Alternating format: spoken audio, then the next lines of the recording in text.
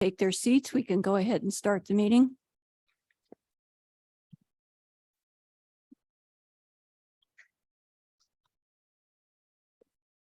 Okay, I'm calling the regular Cambria Community Service District meeting of Thursday, December 15th to order.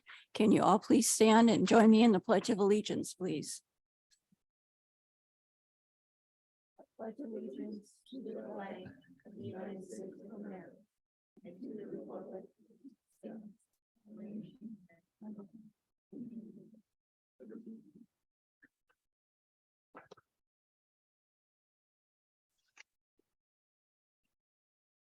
Thank you. We do have a full quorum. All directors are present. Mr.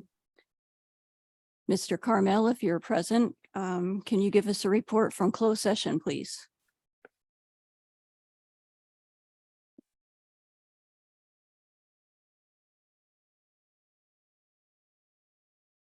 Is there,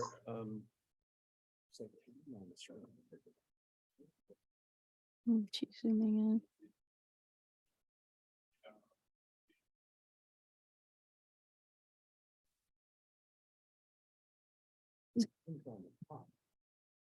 Is the Zoom working? Tim, can you hear us? I can. Let me do that again. At the November 8th closed, at the December 8th closed session. We can't hear you. Can't hear me. You can't hear me. Tim, I think it's on our end, so just give us a second. Okay.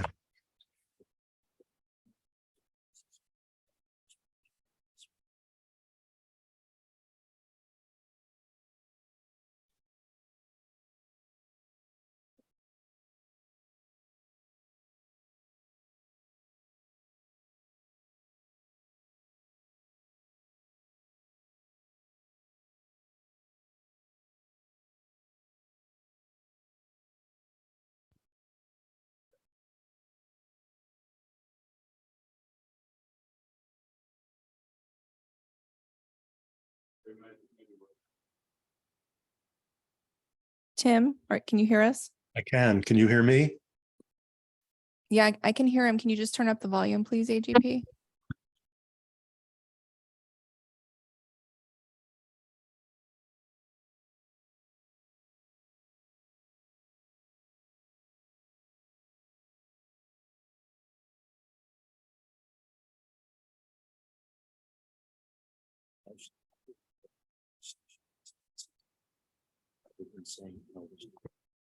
Oh, there's the report.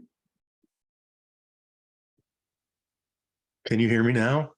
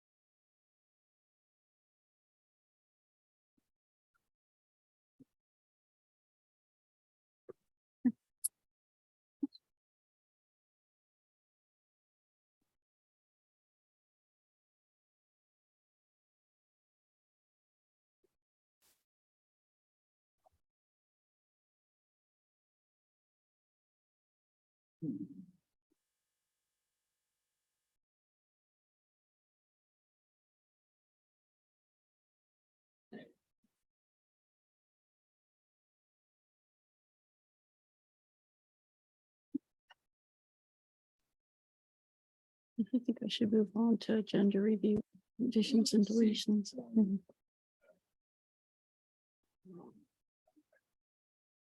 Tim, can you speak to us one more time? Yes. Can you hear me clearly? Can you? I can hear him in the back of the room. Testing, testing. I have mine at full volume.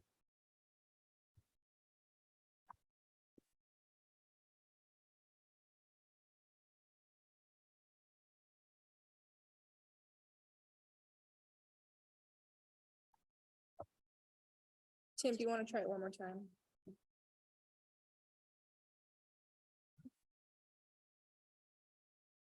I can always call in if necessary. Can he call in? I can hear him. Barely.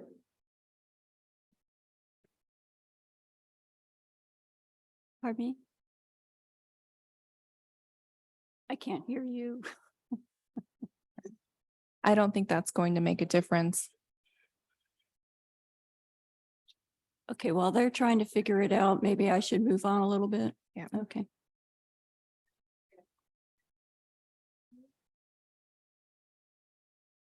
You haven't heard the report from closed session yet, though. Do you want to listen to the report first? Okay, then I'll call you.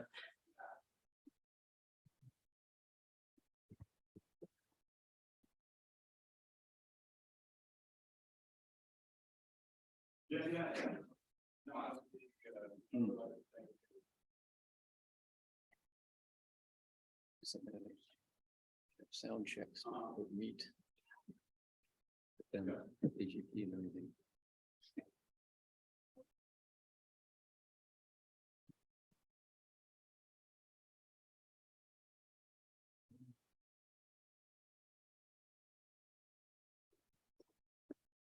Okay, next is the president's report, and I do not have a report to make at this time. I will have a report at the end of the meeting, announcement at the end of the meeting.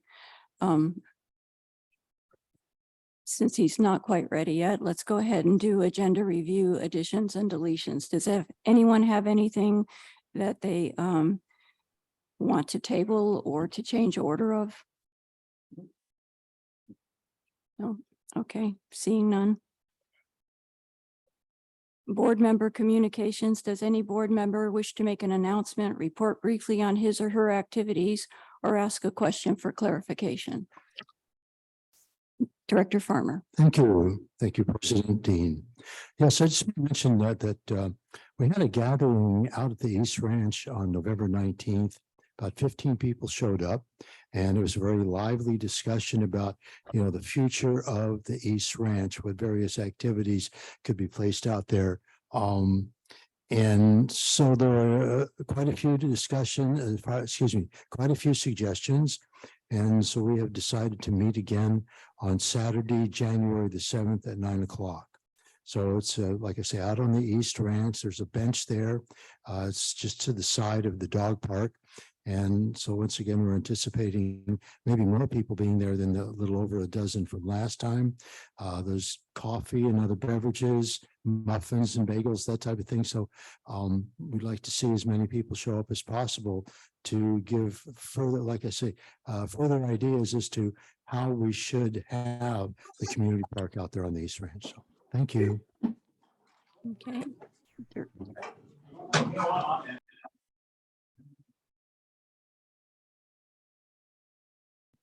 Okay, does anybody else have any comments? Actually, I just have, President Dean, I just had a question actually for Director Farmer. These meetings, is this under the auspices of PROS, the PROS Commission, the meetings, or? Well, I know I was aware of the first one. right. The person who organized it was Julie Amadei. Right. Now, she is an ex officio member of the PROS Commission. Was it something that was approved by PROS? I'm not so sure. I don't think so. I think she just kind of took it upon her initiative to get more community involvement in this, since we will be moving forward at some point with regard to what is going to actually finally take place on the East Ranch. And I think, let me just say this, that I think with the idea, let's say, of sports fields, that's probably not going to be happening. Those were suggestions from years ago. It would appear that it's going to be more passive recreation, and those are ideas that we're coming up with. So thank you. I hope that helps. Oh, it does. Thank you. Thank you. Do you want to check with him again? Tim, can you unmute yourself? And I'm unmuted. Can you hear me? yes, we Yes. can. Okay. Thank you, President Dean. At the December 8th closed session, the board discussed the Windler appeal and the general manager recruitment. There's nothing to report. Thank you. Thank you. Okay, Ms. Heinrichs, you had public comment on this item?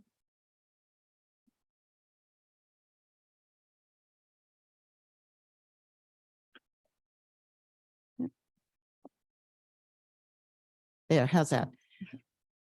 Yes, thank you for that report, but I'm wondering why general manager recruitment has to be done in closed session. What is confidential or sensitive about that? The public should be able to know whatever the board did about hiring or appointing an interim general manager and advertising for a general manager. There's nothing confidential about taking action to fill those roles. Oh, okay. All right. After all, they involve advertising for candidates. The job description, the members of the search committee, where advertisements will be placed are all public. What's confidential about this? Why is the public being excluded? Thank you. Thank you. Do we have any written comment? No, okay. Hello, this is Bob Lloyd with AGP Video. We're just checking on the audio coming back to Zoom. Is everything okay? We can hear you. Excellent, excellent. Tim, you should be able to connect up at this point. I think they can hear me. Excellent. Thank you so much. Sorry. Mr. Carmel, do you want to respond to Ms. Heinrich's public comment? Certainly. The legislature felt that it was important that issues such as how you're going to go about your recruitment of a general manager can be held in closed sessions so that you can establish ground rules and talk generally about it. I'm assuming at some point we're going to be in open session talking about the same things once they've been ironed out. But that's why I can tell you that this is the norm. This is what's done in virtually every agency. The ground rules, the initial part of the recruitment is done in closed session. Then as that takes shape, it starts to become more of an open session item. I hope that helps. Thank you. Okay, next on the agenda, we have public safety. This would be the sheriff's department report. I don't see the sheriff present. President Is he Dean, here? I'm you're on Zoom. present on Zoom. Thank you. Go Good ahead. afternoon, Madam President, members of the board, staff, and members of the public. For the month of November, we had 2 assault battery calls reported to us. Those were both unfounded reports of domestic violence. We had 16 disturbance calls. 1 was a neighborhood dispute. 2 were loud music complaints, and 13 were general disturbances. There were 2 burglaries reported. 1 was unfounded. The other was determined to be a civil matter over property. There were 2 thefts reported. 1 was a theft of a purse from an unlocked vehicle, and I believe that happened at the Vets Hall. And then the second was the theft of a portable generator. And through investigation, that stolen property was recovered by deputies, returned to its owner, and charges were filed against the person who had stolen it. There were 2 vandalism reports. 1 turned out to be a vehicle that was tampered with, and there was no actual damage to the vehicle. And the other vandalism report was unfounded, but it was a report of damage to windows in a business. But upon checking, there was no damage. There were no mail thefts, no phone scams. There were 13 suspicious circumstances calls that included 5 suspicious circumstances, 4 suspicious persons, and 4 suspicious vehicles. The enforcement stops conducted by the deputies that work in Cambria for the month of November, there were 4 pedestrian stops and 23 vehicle stops. And then preventative patrol activity, the deputies conducted 1 foot patrol, 2 extra patrols, 3 patrol checks, and 8 on-site type activities. The mail theft category is one that I'm thankful to say that we haven't had any reported activity of thefts, and even coming into December and towards Christmas, we have not really seen any uptick in package thefts or anything like that. However, hopefully that is due to the diligence and of people who are expecting packages to get those off of their porches as quickly as possible, or arrange for a neighbor to remove that property from sight as soon as possible, so that we don't end up having packages stolen as Christmas presents are arriving. And with that, I will take any questions from the board or the public. Okay, does anyone on the board have a question? Yes, Director Farmer. thank you. Yes, Commissioner, I just wanted to ask you, the second item were disturbances. And you mentioned that 13 of the 16 were general disturbances. Could you elaborate on like what that means, what that describes? So we have some specific categories for disturbance, like neighbor disputes, loud parties, loud music, and then general disturbances are all of those things where we don't have a specific category.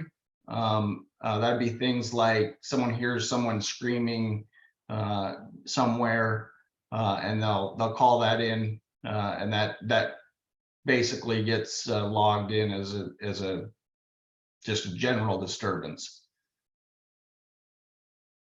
All right, thank you. Thank you.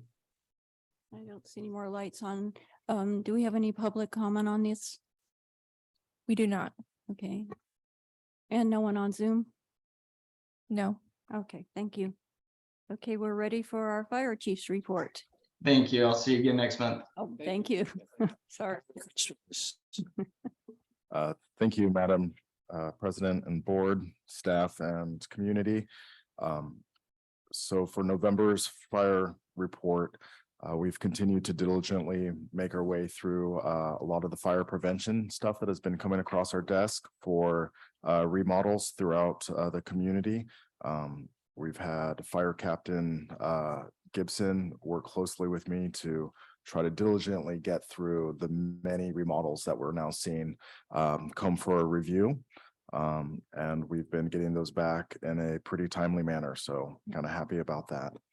When it comes to meetings and affiliations, I've been spending this first month trying to meet all the other chiefs around the area, as well as the stakeholders in the community.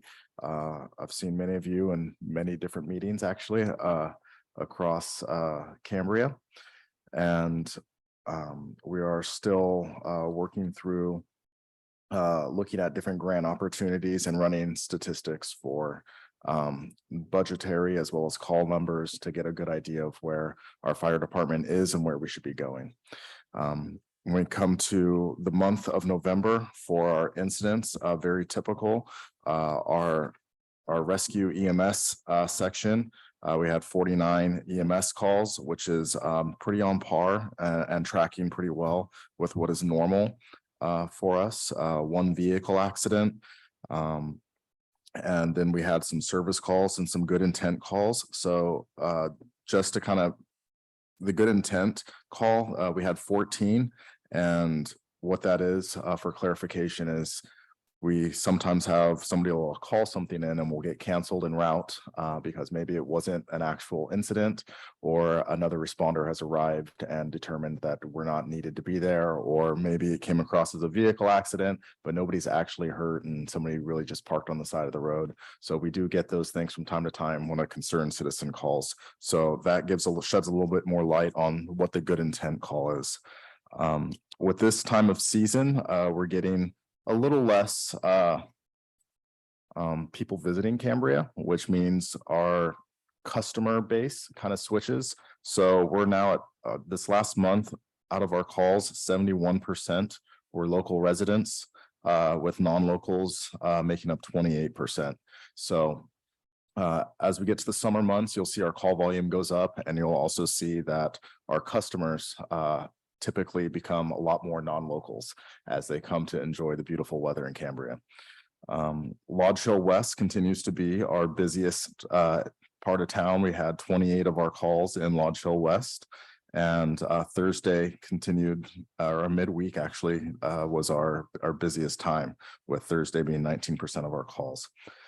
Some good news I'd like to relate is that we finally completed the paperwork to donate our old out-of-service fire engine to a department in Mexico. This process was started about 4 to 5 years ago now, where that item was surplus, but we had an issue getting the pink slip. I was able to secure that from the DMV, and it should be picked up this next week. And the planned delivery is set for Christmas Day to the department down in Mexico. So it should really be CSD really creating a Feliz Navidad for that community.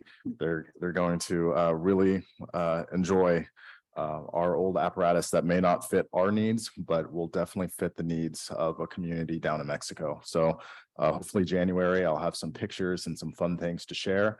And I look forward to my next report being a little more informative as well. I think some feedback that I've gotten from the community and the board is, I can probably bring some new information that will be very helpful for everybody to have insights about our fire department. So I look forward to those changes. And if you have any questions, I'm available.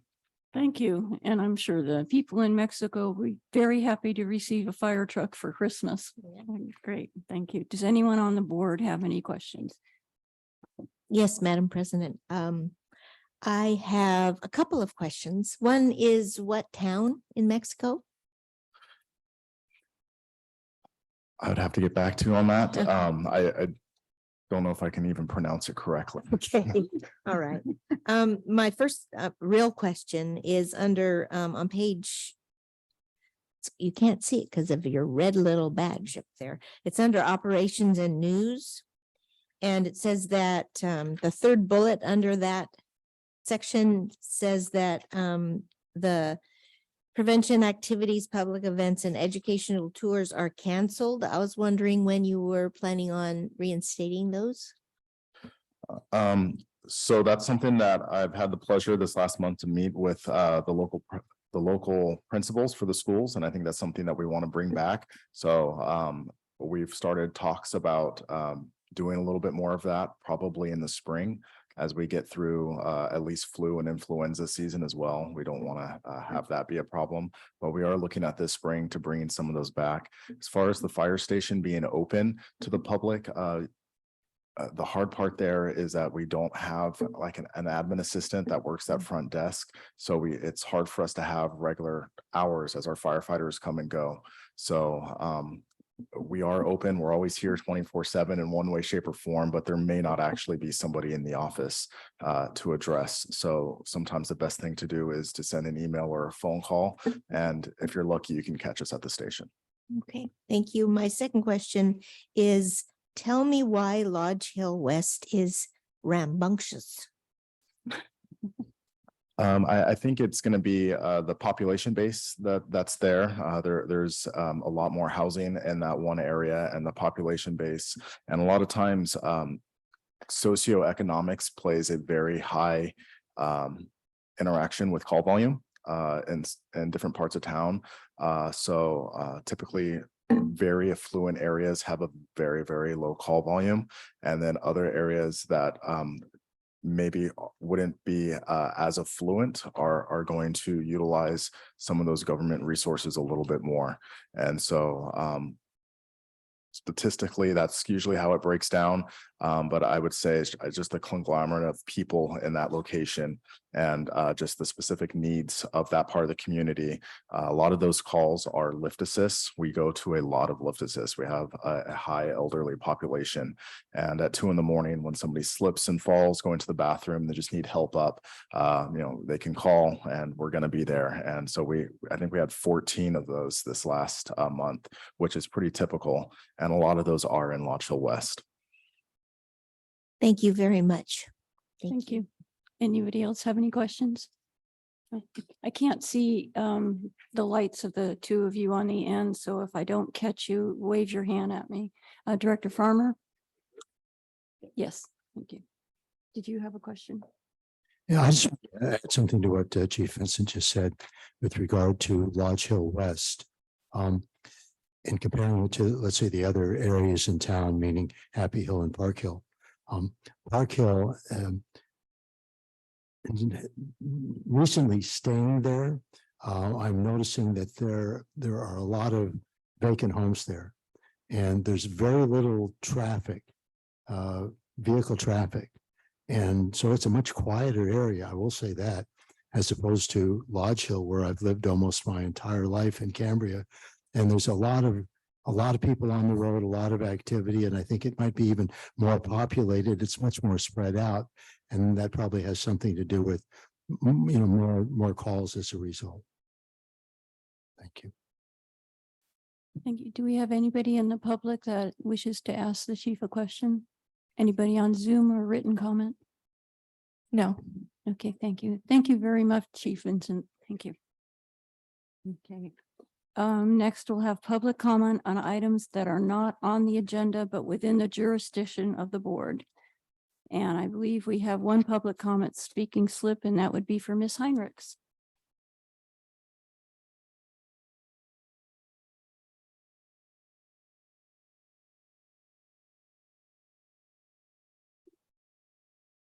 Thank you.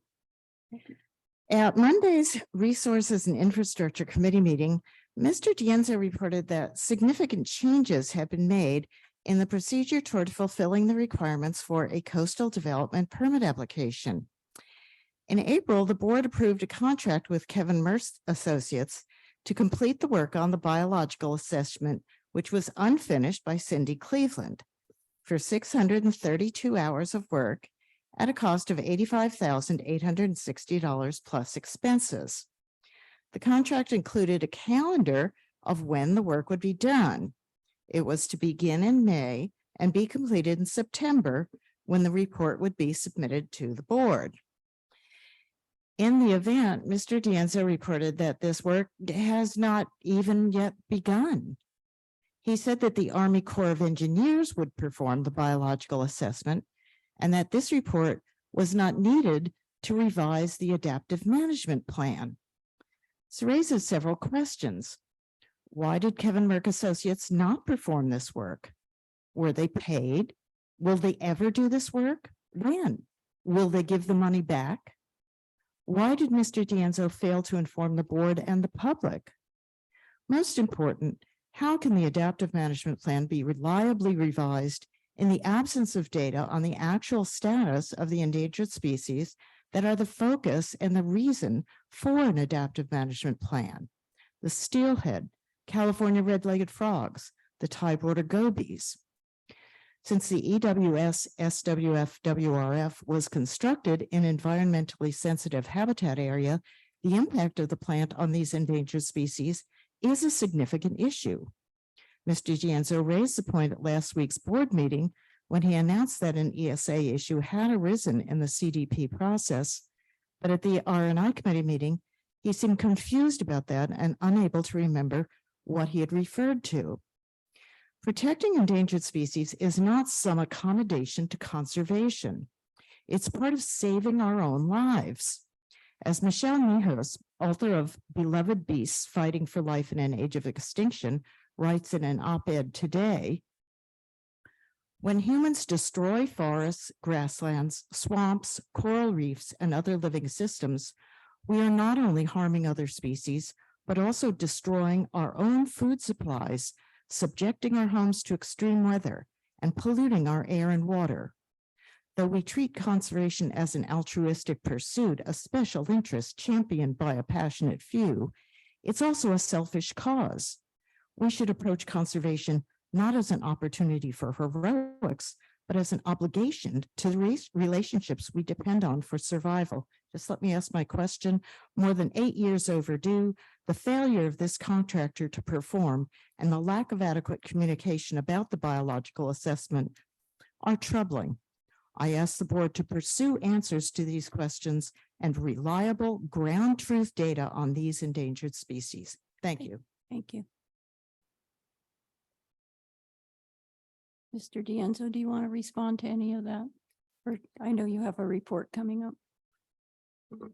I wasn't prepared to respond to Okay. public comment, so, but Thank you. I will address those in the utilities report. Thank you. Okay, next person wishing to speak is Michael Calderwood. Thank you. I couldn't, but I saw you put the slip up. I've got years of nuns hitting me saying you can do better. No good effect. Just wanted to harken back to the conversation earlier. Vice President Gray raised the question about the meeting at the East Ranch. That was in fact done as part of the Pros Commission, an ad hoc committee of Terry Lord and Kermit Johansson, I believe, were put together with Julie Amadei acting in her capacity as an ex officio. And the goal of that meeting and the meetings to come is to garner public input and discussion and various views and thoughts on how to best utilize the East Ranch. So it's a very important and noble activity, and hopefully more of us will attend. I was on my way there, but then my grandkids showed up, so best laid plans were asunder there. But it also highlights an issue that we continue to have in the community: is how do these things become public knowledge? If Vice President Gray didn't have a clear knowledge of that, that's indicative of some of the challenges that we have. So I would suggest that the board and also each individual committee think about how best to utilize the tools that we have. I know Haley does a great job with the website and getting information out there. I know we can sign up for communications through that website.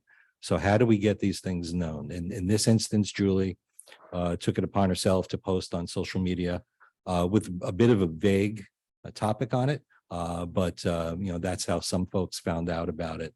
And even coming out of that, there was still a lack of clarity as to what the purpose of that was, who was driving that bus, and how we make it more effective. So that's what it was. That's where it came from. That's how it will continue as far as I know.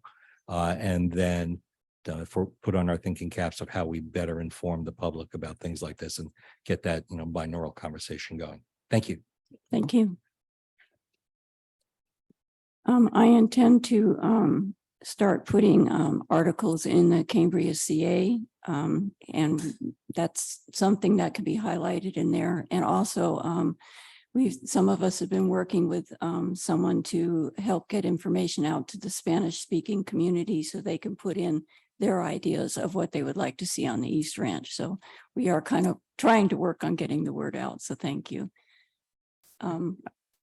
Director Farmer, you have something to say? Just to thank Mr. Crowder for adding a little bit more specificity, so to speak, on my earlier comments. So thank you. Yes, thank you. And Director Gray, yeah, thank you, Vice President Gray. Thank you, excuse me. President Dean. Yeah, and I appreciate Mr. Calderwood's clarification. My concern, my implied concern with the question is, I don't want to have a lot of different groups doing the same thing.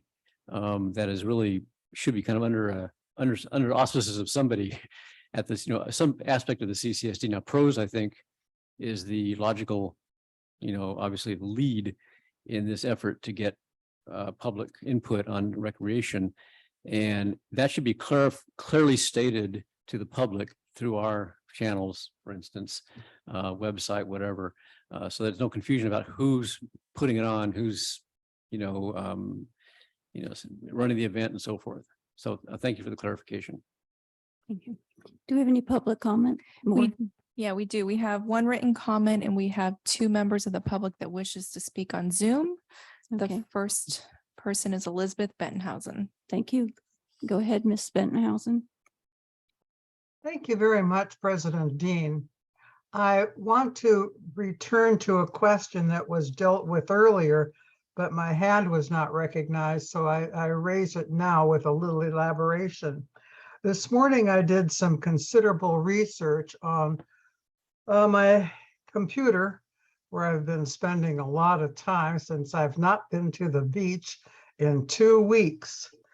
Why? Because there's a virus going around that ain't COVID-19, and I can't tell you about this virus, so I won't.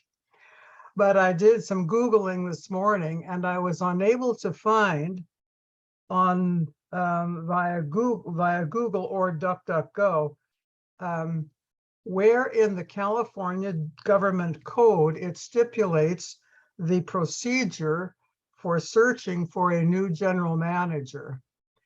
I find nothing there elaborating the process. And I want then to go, I went to the second possibility, and that is I went to the CCSD municipal code. And again, I did not find it there, although perhaps I ran out of time by the time your meeting started, and actually I had to have lunch. I don't find anything in the municipal code, and it could be in the bylaws, but if it's in the bylaws that stipulates that your search for a new general manager must take place in closed session primarily, I would like the district council that you've hired to stipulate exactly where that is. This afternoon, he referred to the legislature, which is insufficient as a reference in my slow down brain of understanding of reality. So I need to know, how are you developing this procedure for the search for a new general manager? It is going to be a complicated search. And it's going to be a complicated search. Please make it as public as possible. And if you have to do closed session, please state on the website and at your meetings exactly what part of the rules and regulations, whether California, the municipal code, or the bylaws, stipulates that you must do it in closed session. I thank you very much, and I hope that all of you have fabulous holidays without the intrusion of any virus, by any name, by any mutation. Thank you very much. Thank you, Dr. Bentonhausen. Did you have another public comment? Yes, Dennis Dudzik. Mr. Dudzik, go ahead. Oh, thank you very much. And thank you, President Dean. And I did want to say welcome to Directors Scott and Thomas. I haven't had a chance to speak with them yet, but I look forward to the opportunity. Specifically, I would like to just elaborate a little more on a subject that I brought up with the INR committee. And that is, you're all aware that the U.S. Bureau of Ocean Energy Management, BOEM, has initiated a lease process off the coast, and that there were some provisional winners of leases for these very large offshore wind projects directly off the coast of Cambria. And I wanted to point out that there are some potential benefits to Cambria. And by the way, I have discussed this with General Manager Dienzo, and I know he's on top of it. So, but here's just a brief summary. The director of the BOEM has stated that innovative bidding credits in the California auction will result in tangible investments for the floating offshore wind force and supply chain in the United States, and benefits to communities and ocean users potentially affected by future offshore wind activities. This auction that they've been involved in, have completed, commits substantial investment to support economic growth from floating offshore wind energy development, including jobs that will come with it. And the credits and additional lease stipulation demonstrate that BOEM's commitment to responsibly grow the offshore wind industry. So the reason I bring this up to the board is because in the coming months and years, beginning immediately, there are opportunities for Cambria to not only mitigate potential impacts, the environmental impacts and other impacts that may be a result of this development, but also to obtain some benefits associated with it. And some of these ideas are not far-fetched and could be extremely beneficial. For example, since Cambria is one of the closest communities to the Morro Bay offshore leases, there'll be visual, recreational, environmental impacts. And one of those impacts is a potential for since they're focused on these thousands of megawatts being generated close to Cambria, they will have potential upgrades to high voltage transmission lines in the area. And in light of their of the requirement for long-term water sources for Cambria and other coastal communities, there might be opportunities for long-term wind to provide water to Cambria or the power sources for Cambria's water facilities. For example, the offshore wind energy could be dedicated to operating Cambria's WRF or the proposed San Luis Obispo desal project, or to power new offshore or onshore desalination system for Cambria specifically for the CCSD. So all of these things will be coming up, and I'll be hopefully working with you all on this and do what I can to support that development.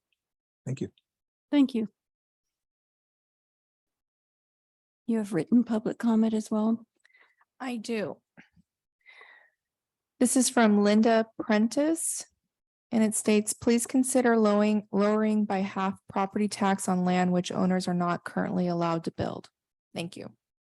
Thank you. Okay, there's no other Zoom? No. Okay, thank you. Okay, we're going to move on to the general manager's report. Mr. D'Enzo. Yes, thank you, President Dean. I just want to highlight some topics from the general manager's report. And remember, these are events, activities that took place in November of this year.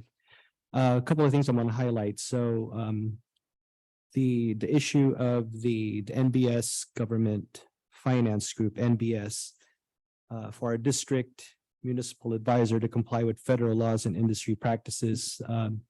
That contract is signed because if you recall, we needed to update the signatory authority for that. The role of this consultant will be to help with our annual reporting for the COP financing and report events relating to the financing, specifically for our the loan for the PG&E IGA project. So but I did want to update you guys that that was signed. So today specifically. Also, I wanted to point out there was a question about the district fees, and what this is about is to update our fee schedule. And the fee schedule was last updated in 2013, and there's some things that does need to be looked at again.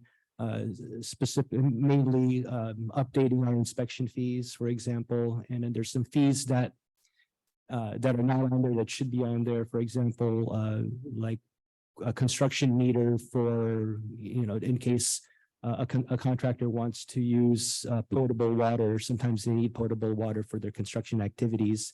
A way for them to be able to buy water from us for those reasons. Also. The VETS hall fee needs to be looked at. The EV fees need to be added to the list.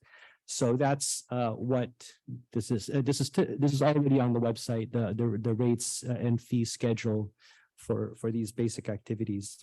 I also want to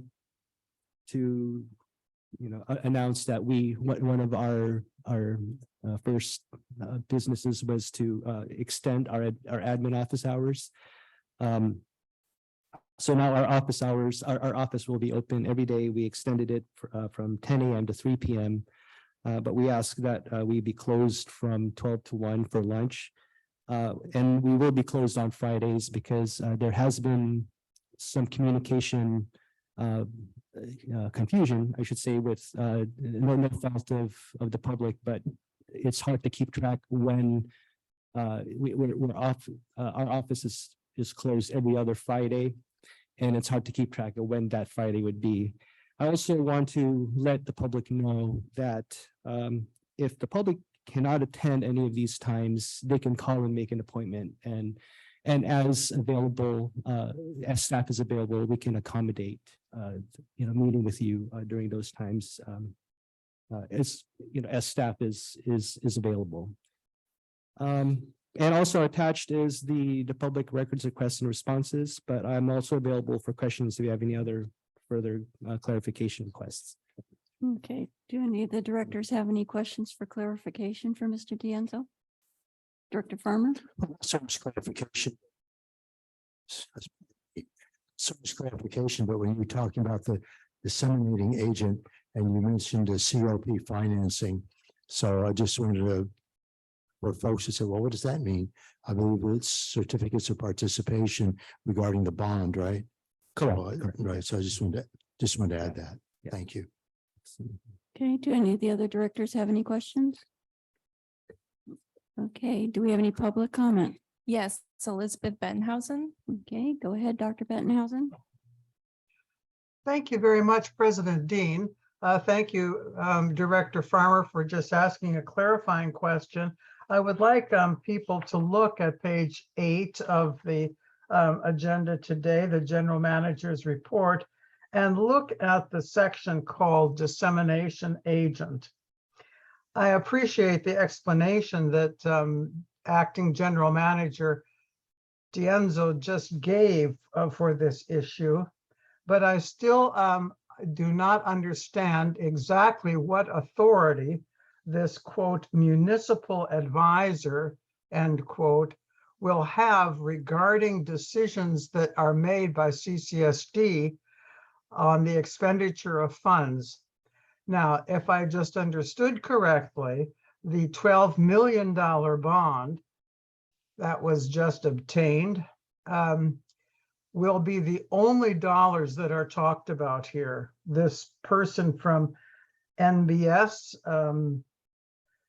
whatever NBS stands for, will not give advice on any other expenditures or what to do with other revenues. I assume that's correct. But will the person that we hire from this NBS government finance group make the decisions among capital improvement projects that are to be funded by bond money? In what sense does this hiring that we are now doing affect the authority and responsibility of the board to make fiscal responsibility decisions? I do not know what the phrase means, dissemination agent. What in the world is being disseminated? But that's perhaps a minor issue, except for those of us who love the English language. But I find this whole paragraph rather confusing because it says, including required annual and other reportable events. We are told, end of quotation, we are told nothing about what that might entail. I would like the acting general manager to begin to include in his reports explanations of issues he's addressing, so that people who are not day-to-day familiar with the intricacies of it from the office might begin to understand what exactly is at issue.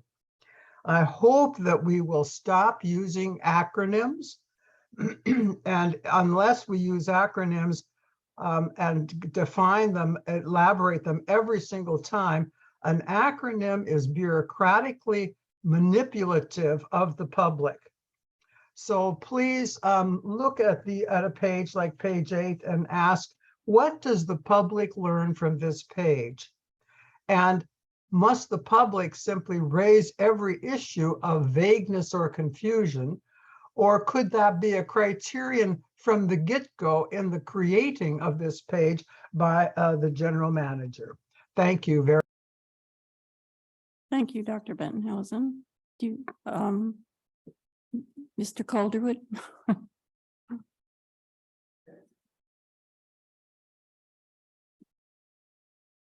Madam President, just a follow-up to Mr. Dienzo's report. I was one of those confused people from the public regarding the Friday situation. you indicated that, I saw this on the calendar and I was puzzled by it, that every Friday says office closed. Does that mean that employees will not be on duty, for lack of a better term, working on those alternate Fridays as they have been, or is Friday an off day for the employees? Is that a new policy? The second part of that is extending those hours, understanding from popping in and talking to folks that staffing is quite a challenge right now. Do you see an impact to the ability of the staff of the district to get their work done with those extended office hours? And if so, what thought has gone into mitigating that? So the two questions, every other Friday, is that a working day, or is every Friday a shutdown day? Staffing issues, how are those being addressed, and how are we going to accomplish that? And finally, a shout out for Miriam in your office, who every time I go in there, it's just been a delight to interact with, a true professional, really welcoming to me, and I assume to the rest of the community. So a kudo there. Thank you. Thank you. I'll take the rest of public comment if there is any, and then have Mr. D'Anzo address what he can. I don't see anyone else that wishes to speak. And no written public comment. No written public comment. Okay, Mr. D'Anzo, do you want to answer any of those questions? So I would like to bring up Pam Duffield to answer more clearly on the NBS question. Pam, if you could please. Sure. Can you hear me? Yes. Okay. Good afternoon, board and President Dean. So in answer to Ms. Bettenhausen's question, so a dissemination agent is essentially a consultant that the municipal advisor suggested we hire during the bond sale process, during the process when we secured the certificates of participation for the wastewater IGA project funding. And basically that agent is to disseminate information. They're going to disseminate required information that the district now has to provide to the state of California, to all of the participants that purchased bonds during the bond sale. So there's a lot of information that has to be provided in a certain format. The district is definitely not the expert in this case because, as you know, we've never had this type of financing before. So we were, it was highly suggested to us to get on track with this type of a consultant to help us through that process. So there will be annual reporting that is required. The first report we think might be due in January of this year because our bond sale is so new. There's a possibility it won't be for a year. It won't be due until 2024, but our municipal advisor is telling us that it's possible we may get asked for some information this year. Part of the things that we're required to disclose is our annual audit every year, which is normal for any company that we finance with. That's not something unusual. Other things that we would have to report would be significant events. The closure of the lawsuit recently was a significant event. So that's something that we have to report out to all the participants in the state. So it's those kinds of things that the dissemination agent will be helping the district be in compliance with. So hopefully that answers the question and the mystery behind what is a dissemination agent and what do they do for us. I think she also wanted to know what NBS stood for. I think it's National Business Services. Hold on, I can look.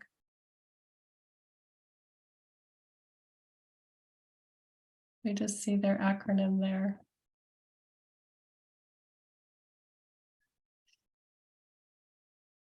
Maybe it stands for Nabisco. Nabisco cookies. And NBS Government Group, hold on. I'm almost there.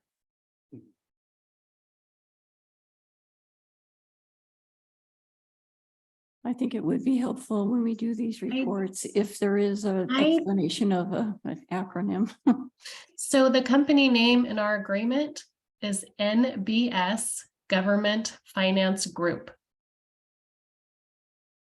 So I don't have the definition of what NBS stands for because it's not here in the agreement. That's just their company name. So it's probably stands for something which I can find out, and we can get that information at a later date if that works. Thank you. So the other question I think that was asked in addition was, does the dissemination have authority to disperse funds? I kind of think that was another part of the question. Yes. No, that's not in the purview of the dissemination agent. The dissemination agent is strictly to provide reporting information from CCSD to the regulatory compliance agencies. So that they will have nothing to do with our draws against the loan funds or any type of payment approval. That's not in their purview at all. Thank you.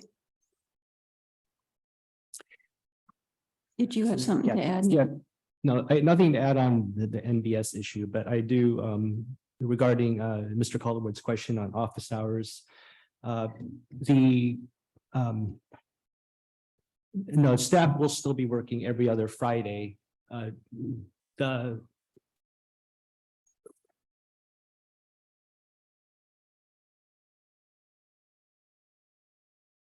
Okay, thank you. Right, yeah, that's good.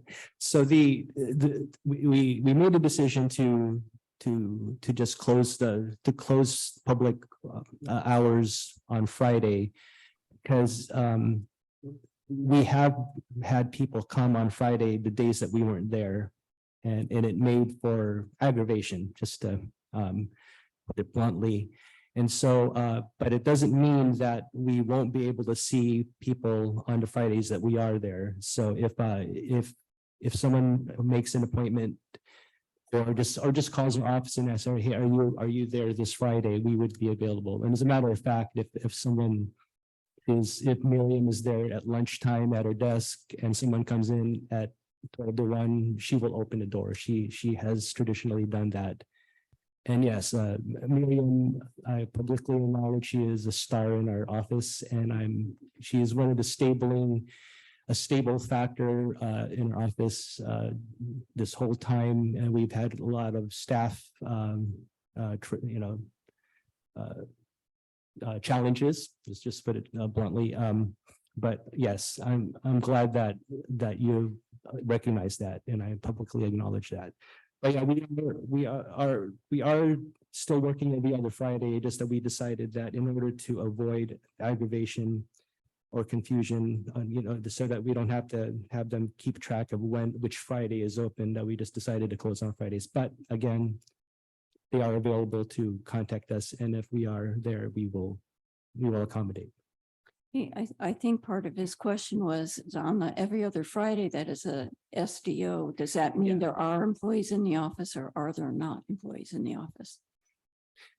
Well, on our every other Friday that we're off, there are no employees in the office at all. Yeah. I think that was Okay. part of this question. Thank you. I think Director Farmer has a question. Thank you, President Dean. I do want to mention with regard to Miriam that among her, let's put it this way, she doesn't just have a very cordial and agreeable way of interacting with folks, but she also speaks Spanish, which is a tremendous asset at the office. What I want to ask, though, with regard to the disseminating agent, and I really appreciate Ms. Bettenhausen following up on this. So it says the district will be contracting with NBS. So I'd like to know, and my memory isn't the best, so I'm assuming we haven't done this yet, that we will be doing it since it says will be contracting. So this be taking place. Do we have an idea how much it's going to cost, and for how long will that contract last? Thank you. Mr. Dianza. Yes, so remember these were activities that happened in November. So yeah, it wasn't, we weren't in contract with them yet because we needed to solve the signatory issue. But we are under contract with them now. Yes. All right, thank you.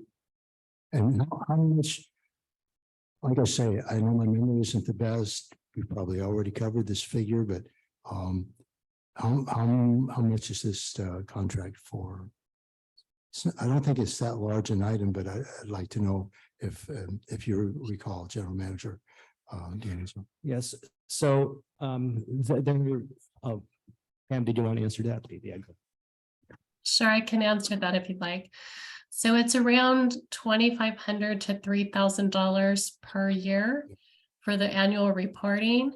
And then I believe it's around $500 for any exception event, that would need to also be reported. So it would just determine if we had any significant events that we would have to report.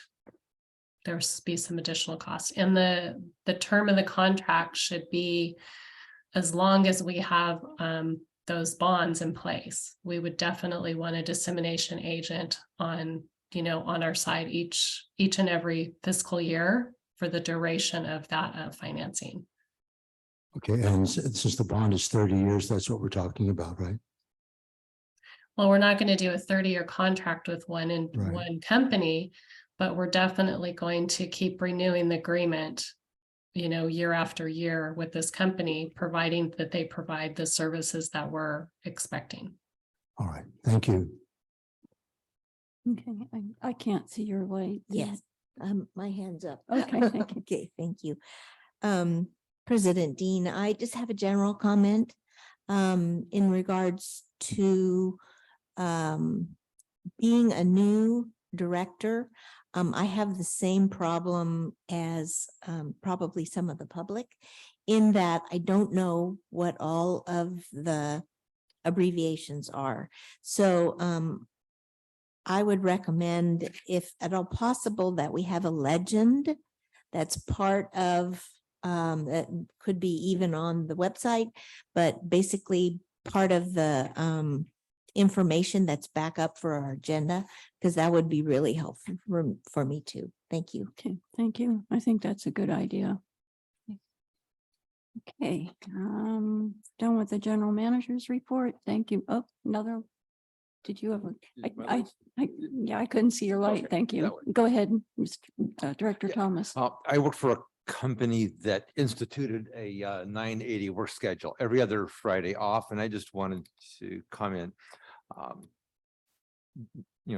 There is confusion that then emerges about which Fridays, and so it became sort of a social custom that there were no meetings on Fridays.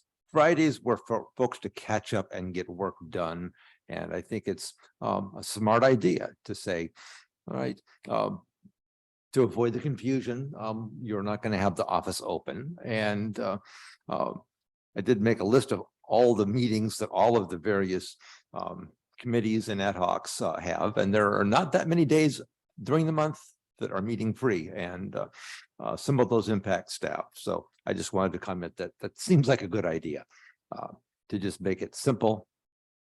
Friday office is closed, and on one hand, why would I worry whether folks are working or not? But it's good to know that that you have that sorted, and I support what you've done in that regard. Thank you. Any other comments? Okay, thank you, Mr. D'Anzo. We move on to our facilities and resources report, Mr. Mendoza.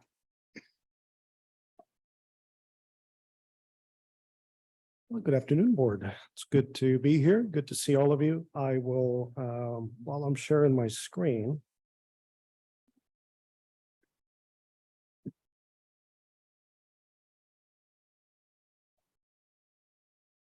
While I'm sharing my screen, I just wanted to acknowledge Jim Green in the water department.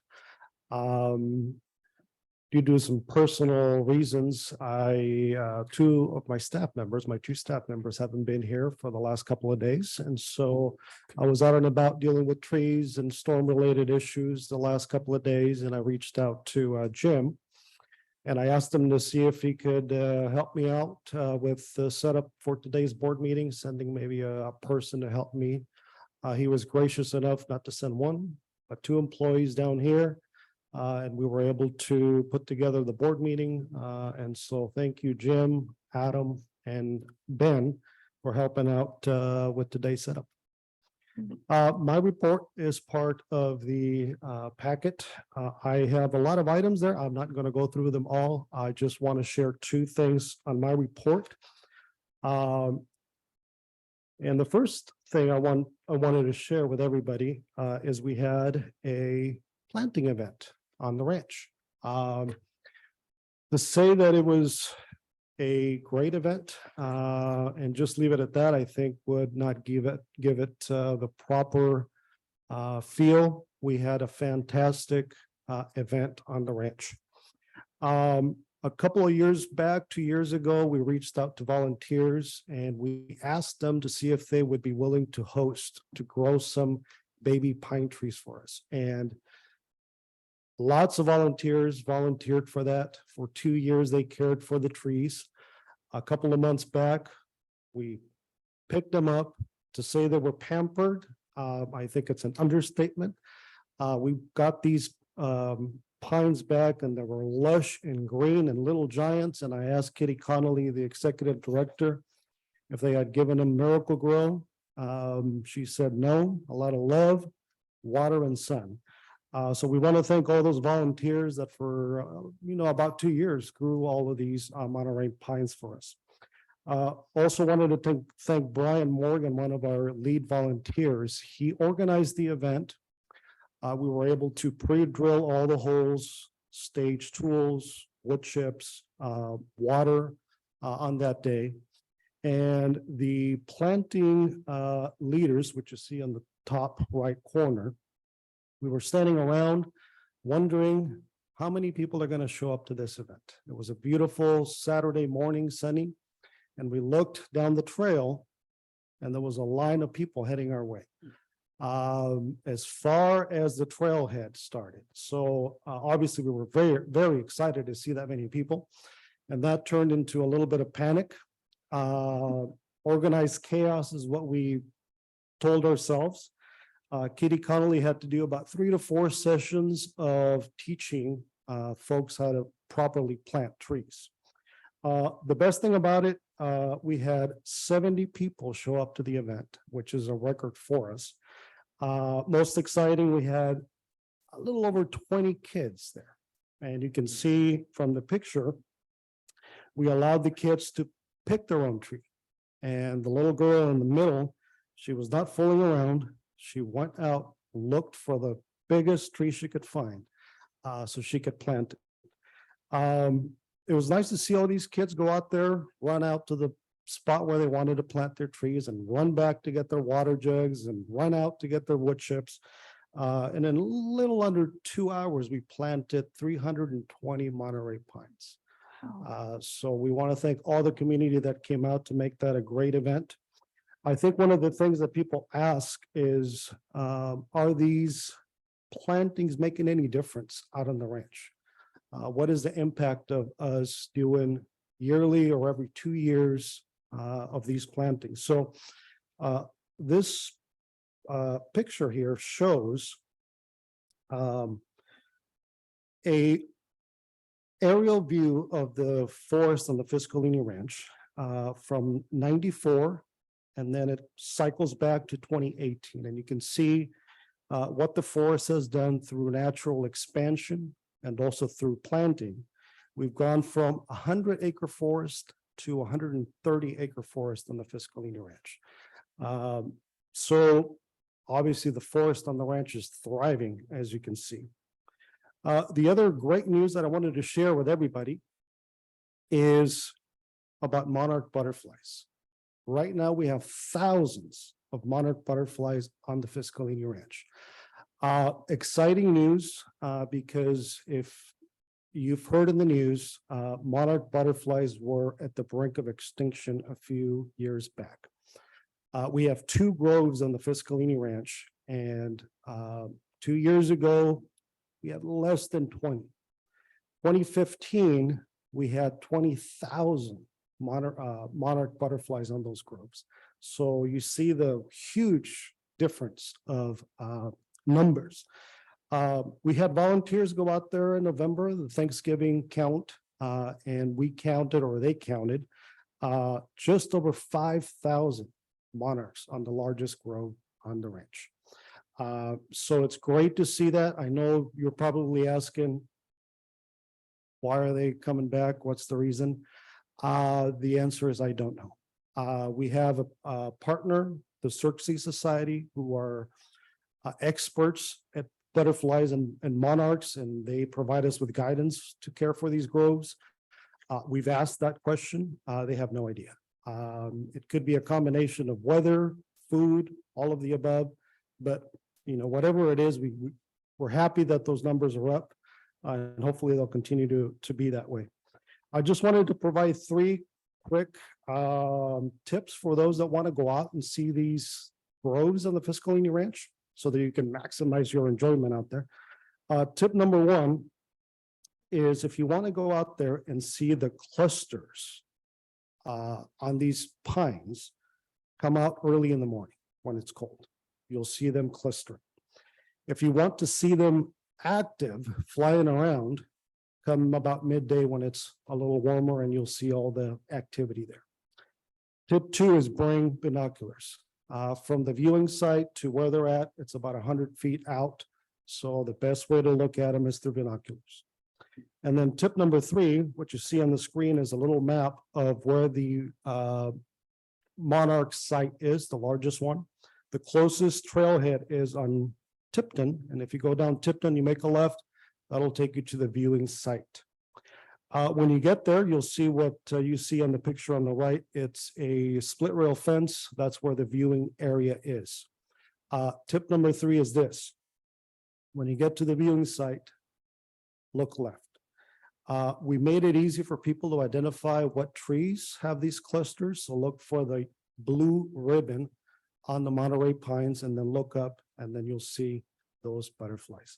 I was out there yesterday, hundreds of butterflies out and about flying, and a lot of people were out there just enjoying.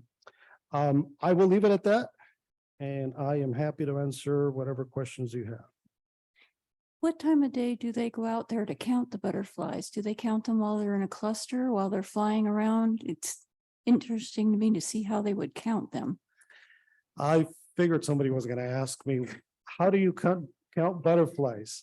The answer is carefully. So we have some volunteers that are trained to count. They come up with binoculars, and it's a guesstimate.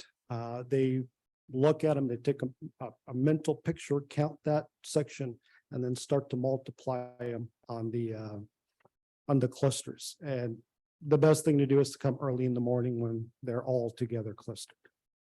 Okay. Does anybody on the board have any questions or comments? Director Scott. Yes. I just wanted to say thank you to Carlos for the wonderful explanation and tour of your facilities that he gave me a couple of days ago, and opened my eyes to a lot of things. So thank you. You're welcome. Director Farmer. Yes, I just mentioned how heartwarming it is. When Carlos mentioned there were 20 children there, what that obviously implies is that families showed up.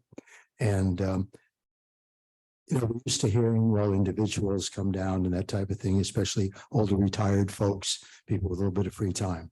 But the fact that families came down, and the youth are involved with Mother Earth and are so excited to do so. It's a very, like I said, that it warms my heart to know that reality exists right here in little old Cambria. So thank you. Director Thomas. Thanks, Jerry. Yeah, and it's really heartwarming in these days of deforestation to know that we have a little forest here that's growing, and it's taken the community decades of work. So thank you, and yeah, thanks to everyone out in Cambria that helps. And I'm sure the kids were excited to help plant the trees that they helped grow. My husband and I have grown a few hundred trees for green space in the past. And I know my husband was out there every day checking to see if there's anything new on the trees and measuring how high they are. So I'm sure the kids were excited to do that. So do we have any public comment or questions for Mr. Mendoza? I do not have anyone that wished to speak. Okay, thank you. Thank you very much, Thank you. Mr. Mendoza. Very positive report. Thank you. Thank you. Okay, next we have the finance manager's report, Ms. Fritz.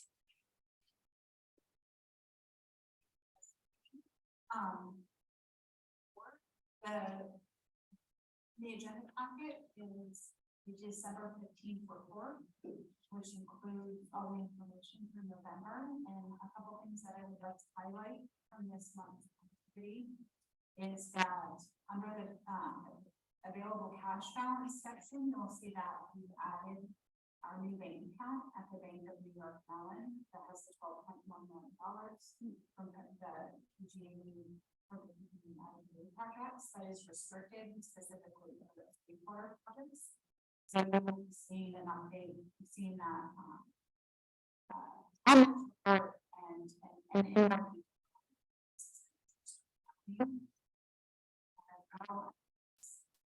we have started an annual fiscal year 21-22 audit. Our auditors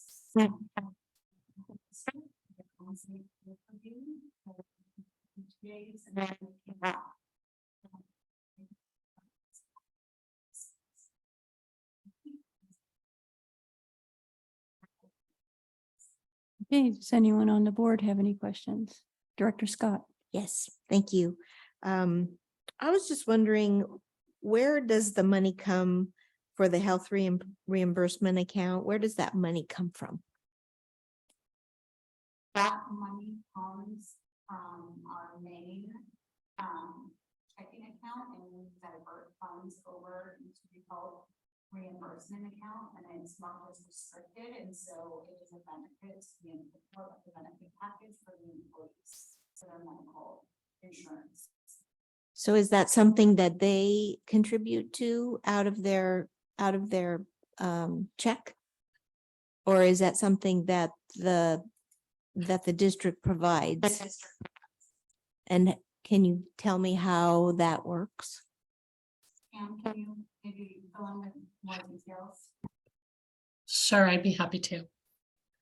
So the HRA account is a benefit for employees that have passed probation, and they are allotted $1,300 a year, which it's based on a calendar year, not a fiscal year. And it is for out-of-pocket medical. So it could be, a doctor's appointment, over-the-counter medications, or prescription medications. So how the program works is we have a health administrator that administrates the program, and that company name is Navia. And so they are the ones that administer the program for us. So they provide the debit card to the employee, or they provide reimbursement if the employee can't use their debit card and uses their own source of payment, they can get reimbursed. And the bank account is established to keep a level of funding in there so that at the time that Navia incurs any expenses on behalf of Cambria employees or retirees, that bank account is automatically debited. So we fund it every payroll cycle. We fund it with $50 per eligible employee and eligible retiree. And that money is deposited into that account. It's transferred from one of our bank accounts to another. And then Navia comes in on the other side every week, and they reimburse, charge back the district for all of the costs that they have paid out. So hopefully that helps answer your question. Yeah, thank you very much. Thank you. Director Thomas? Yeah, regarding the cash balances, one question that we've heard members of the public bring up several times, both before the certificates of participation were issued, during the consideration of that, and recently, is why borrow $12 million? Why don't we just spend the $8 million that we have? And common sense kind of tells me that, yeah, we need reserves, but I don't have the savvy to really understand how much reserves. I'm working on reading the reserves policy, but that won't completely answer the question either. And that might be useful discussion in the future of creating an answer to that question. Here is, as the ebb and flow of money in the bank, be ensured that we have no risk of running out. What is, a very simple primer on the reserves, on the cash that we have. And here's why that we needed the $12 million to fund the projects. I've heard the explanation. It's clear. It makes sense. But the question does keep coming up, and it'd be nice to have that soundbite explanation to share so that we all understand. Thank you. Is that something you want to respond to, or should we put it as a future agenda item? Ms. Duffield? Sure. So I can give you the quick answer if you'd like. So the $8 million cash in the bank is not all the property of the wastewater fund. That's kind of the first answer to the question. That is district-wide resources. And that includes general fund monies. That includes the water fund monies, which is not allowable for use by the wastewater fund. And that also includes the sub-fund of the WRF. So that money collectively is what the district has, but it can't be used by all the components of the district, if that makes sense. Yeah, and that's very clear. I'm just thinking that getting this written down might be useful in the future, because I've heard the question many times. I've heard your answer before, and I know it's right, but it'll come up again, and it will be useful to maybe get this written down. We could rewind, and I could, but I think it would be useful to have something, a ready-made answer, and just a suggestion. Thank you. Okay, any other comments or questions from the board? Okay, do we have public comment on the finance report? Yes, Elizabeth Benhausen. Okay, Dr. Bentonhausen, go ahead. Thank you very much, President Dean. And I thank Ms. Duffield for her answers to various questions. And I want to say that I was unable to understand the finance manager's report because there's something wrong with her microphone in terms of those of us who sit out in the boondocks via Zoom. I could not understand at all what she was saying, and that's not her fault. It's a technological issue you might want to address.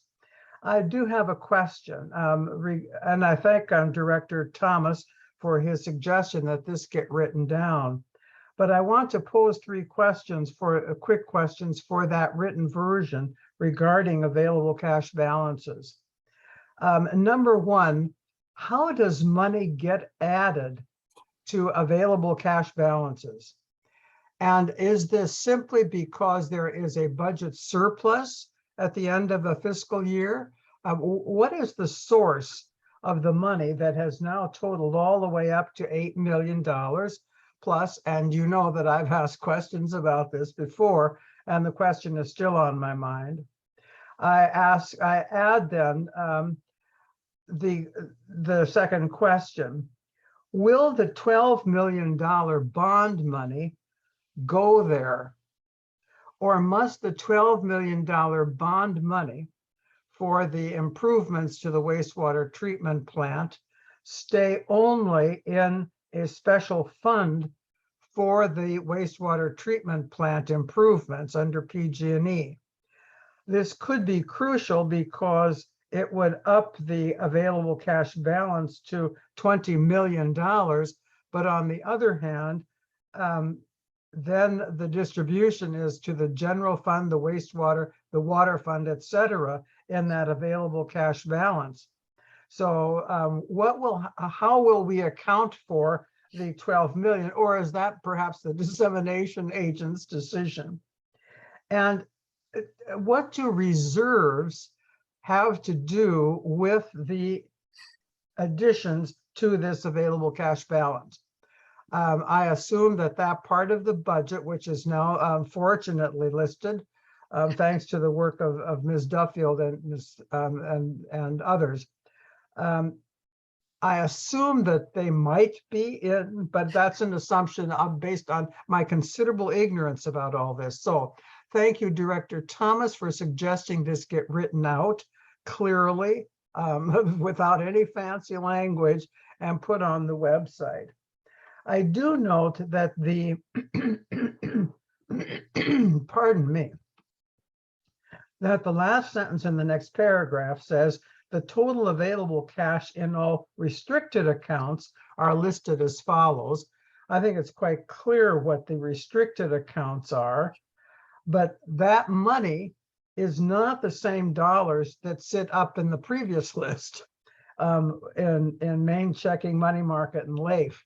So it's very confusing to me, the different components of these two paragraphs, et cetera.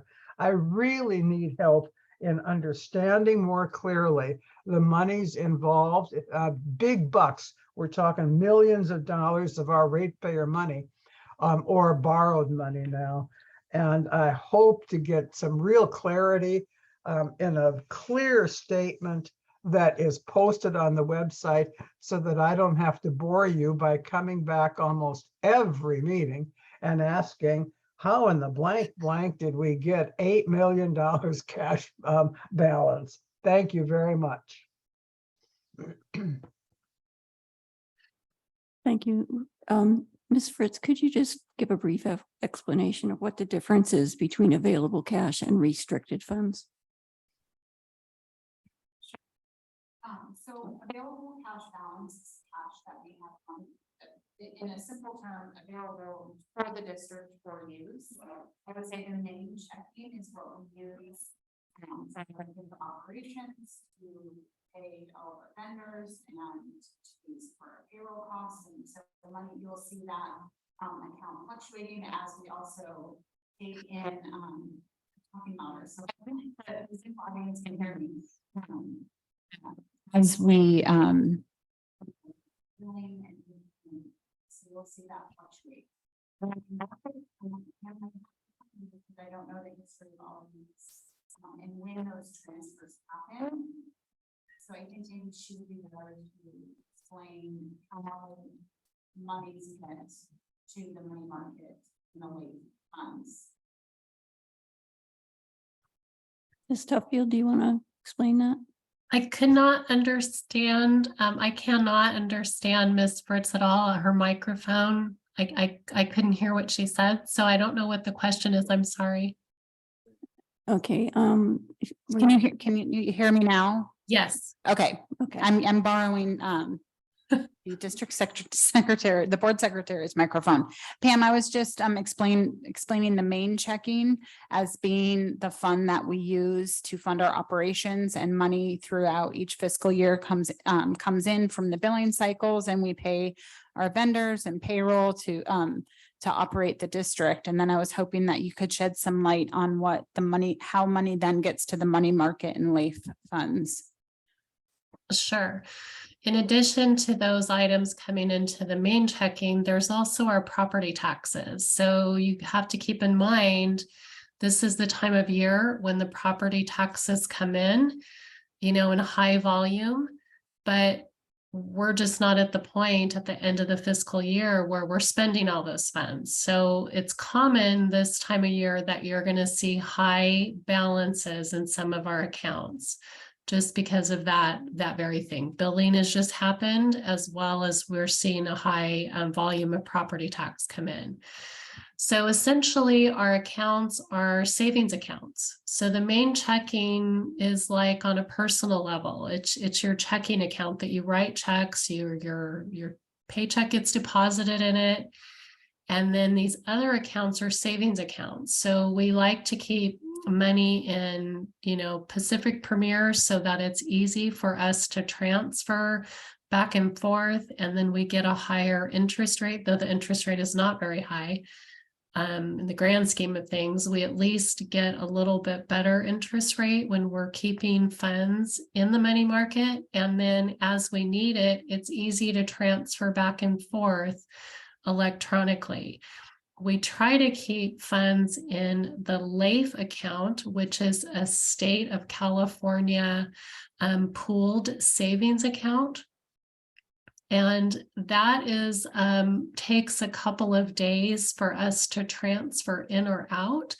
So it's not as readily available to us, to get those funds. So we try to keep the money in LAIF that we're not going to need, on a quick basis. So I think that answers that how money gets there.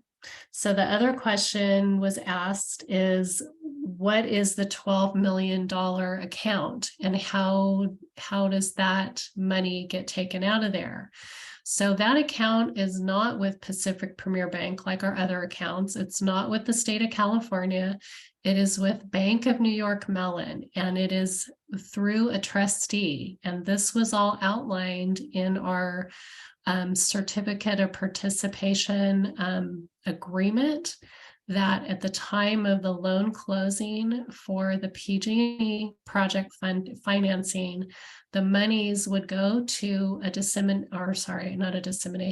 trustee. So these monies sit with the trustee, and the district has to have eligible expenditures as outlined in the project to access those funds. We can't just access those funds for anything. It has to be related to the wastewater PG&E project. And all of those projects are outlined as well in that same document. It is a very large document. I believe the document is on our website, if I'm not mistaken. I believe it's around 200 pages. But each one of the PG&E projects are outlined on there, and that is what the $12 million will be utilized for. So hopefully that helps answer the questions, unless I forgot one of them. Yeah, if I remember right, the district has to fill out a form swearing that that is what the funds are being used for when they withdraw the funds. Is that correct? That's correct. And I believe we also have to provide a backup invoice for that as well. I don't think it's just the form on its own. But there is definitely a procedure for drawing against those funds. Those funds were not just handed over to the district in a district bank account. We have another layer because we have a trustee. Okay, thank you, Ms. Duffield. You're welcome. Does that answer all the director's questions? Okay, did we have any more public comment on that? I don't know if I finished getting public comment from you. We have no more public comment. Great. Thank you, Ms. Fritz, and thank you, Ms. Duffield. We're moving on to the utilities report, Mr. D'Anzo. Yes, thank you, President Dean. So I'm going to be providing a utilities report for activities that took place in November. I'm gonna, the report's in front of you, so I'm just gonna highlight some of the things that I thought were interesting. So anyway, and also some questions that came up during the week that I could clarify. We had a couple of major repairs to our collection system, one of which took place over in what you see there on figure A. That was actually a sewer lateral that kind of got shifted because it broke. And so that needed to be repaired. It was basically a sewer Y. The Y is basically just that. It's like the way the flow goes into the sewer main. It looks like a Y connection. So that needed to be repaired. when you look at the picture, actually, it looks like, oh, wow, that's a seemingly easy repair. Well, what you don't see is that trench was about 10 feet deep. So that's why it was a pretty significant repair. We also had a major sanitary sewer overflow, kind of somewhat close to our lift station B4. One of the questions there, or the picture there kind of shows, I highlighted, I alluded to the repair last month, but now the pictures are coming in. One of the big reason why that sewer overflow happened was because a root ball had built up over time and completely blocked the pipe to the point that it caused there to be a pressure break in the pressure built up so much that it broke through the seams. And if you remember what happened too, there was a lot of rain that also happened that day. There was probably some kind of loose ground, combination of that added to the buildup of pressure caused the line to break. And what you see there in figure B, we were able to mobilize some contractors were able to help us there, and the repair was completed. And that big thing on the left that looks like a tree, that was actually a root system that was pulled out of that caused a blockage. So major kudos to the team. Like I alluded last week, it was a team effort. One of my water guys, Art Gurney, and one of our sewer operators, Tim Omar, were integral in responding to the leak very early in that morning. So, but they were able to do the repair this last month. So kudos to our crew for that. A couple of other things I wanted to highlight too. On occasion, our water guys were able to do some preventative maintenance issues or fixes on our booster pump there in the Lemert booster station. So again, these are preventative activities that, and sometimes I bring this up that, when we would do a preventative maintenance action, something bad happens, and we're glad that we did the preventative maintenance work. So just wanted to highlight that. That was done at the Lemert booster station. And also, I wanted to, a question came up that we were able to dispose of some brine that was collected in just due to we ran as a test operations for our reverse osmosis filters there at the WRF. And there was an accumulation of about 10,000 gallons worth of brine that we actually disposed of last month. The final invoice hasn't come, but we know what the South San Luis Obispo County Sanitation District charged us. They charged us 11 cents a gallon, which approximately 9,000 gallons were disposed. So that was $990. And there were 2 truckloads that were needed to haul that brine there, and that the quote for that was about $1,900. So the cost of disposing that brine, about 10,000 gallons of brine, was about $2,900. So that kind of gives us a good bearing on what the cost would be. The invoices haven't come yet, but typically this, if there's any surcharges or anything like that, that's what the invoice would show. But we don't think that there would be any surcharges as a result of that brine disposal.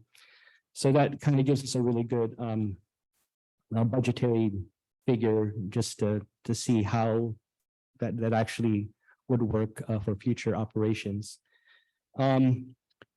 A question came up in public comment, and also questions came up earlier in the week, and also in the RNI meeting, which I wish I publicly acknowledge, I wish I explained myself better at the RNI meeting relating to the presentation with the CDP or the coastal development permit and the section 7. Section 7 is the Endangered Species Act, and we call it section 7 because that's the section in the code that it references. And relating to Kevin Mook's work with us there. One of the things that was said that the Army Corps does the BA or the biological assessment. That is, if I did say that, which I probably did, it was a misspeak.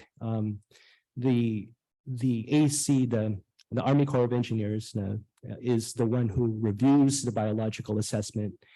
And they prefer, and then the conclusion of that would be a biological opinion. So that's and in order to generate the biological opinion, something that I didn't say, and something that I think should be clarified is when a final biological assessment is submitted to the Army Corps of Engineers. The Army Corps is the coordinating agency, the coordinating federal agency for that. If we submit that prematurely or we submit it without all of the data that's available to us, and that we don't have another opportunity to add data to that. So that's why it's really important that the biological assessment process is a preliminary process, and we call it preliminary. And Kevin Mook is doing that work. It's not a failure to perform. It's just that it's a continuing process. Failure to conform and not completed are two different things. And the significant changes that I was quoted as saying is part of it is that we have good data that we want to use from the in-stream flow study. We want to include that in the biological assessment. We are, and as you know, the in-stream flow study is not finalized because the TAC still needs to review it. The Technical Advisory Committee, which includes Coastal Commission, state parks, U.S. Fish and Wildlife, California Department of Fish and Wildlife, and also the county, among other agencies that I may have forgotten to mention. But they still need to review it. They will review it, and hopefully the review will be completed in January sometime, and in which case we will incorporate their comments to the draft and finalize it in January, and I'll present the data to you all in February. The other thing too that I said that needs to be clarified is that we want the California, the coastal development permit to keep moving forward. And it's difficult to get that moving forward without the preliminary concurrence of the U.S. Fish and Wildlife and the California Department of Fish and Wildlife, and also the regional board. Typically, we would need a biological opinion to inform that, because the biological opinion would be a functional equivalent of that preliminary occurrence that the county of San Luis Obispo is requesting. So we're trying to run parallel tracks on this, and one of the snags, if you will, that we experience is we don't think that our work on the biological assessment will give us our requested biological opinion, which would give us the functional equivalent of a preliminary concurrence. Hope you follow all that. But Kevin Mook is working with the agencies to finalize, to hone in the project description. And when I mean project description, I'm also talking about the lagoon discharge extension And because there's some items that could be included in the project description or items that could be taken off the project description, depending on what the agencies need. So Kevin Burke is doing all of that work for us, very valuable work, including the other thing too that that needs to be updated is the jurisdictional map of the Army Corps of Engineers. The Army Corps of Engineers have a jurisdiction, and typically the jurisdiction is the waterway. In this case, it's the San Simeon Creek, but they also have jurisdiction beyond, the banks. So that needs to be also finalized, which also Kevin Burke is doing for us. Something that I also didn't mention, I may have mentioned it in the past, but we also are working on the design for the extension of the lagoon discharge. That's also part of when I say a significant change is like, we need a project description that includes very specifics about the impact of that lagoon discharge extension, because right now it's in an area that functions that would meet the requirements for a regular for emergency purposes. But if we were to get the permanent permit, we are proposing that we could use the WRF during times of dry that doesn't necessarily constitute an emergency. So to highlight that is remember that our water supply ebbs and flows depending on the season. The water is high, water levels are high. When I say water levels, I mean groundwater levels are high during the winter time, but it goes low during the summertime, as shown in the graphs in my utilities report. And there are those times of dry when the groundwater levels get low that it would be good to have operational options to have operational stability of our aquifer.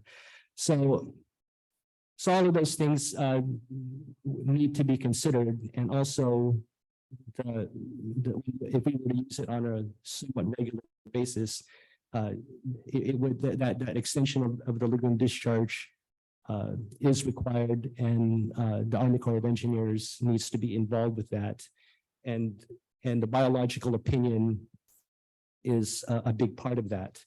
We're hoping to run parallel tracks on this. Hopefully the permit won't be delayed because of this information that we're wanting to get. And like I said, the way Army Corps and these federal agencies do it is like, once the review process starts, we can't be adding data to it. We can't say, hey, we found something new. It's like, no, they take all the data and then that's their starting point of the review. So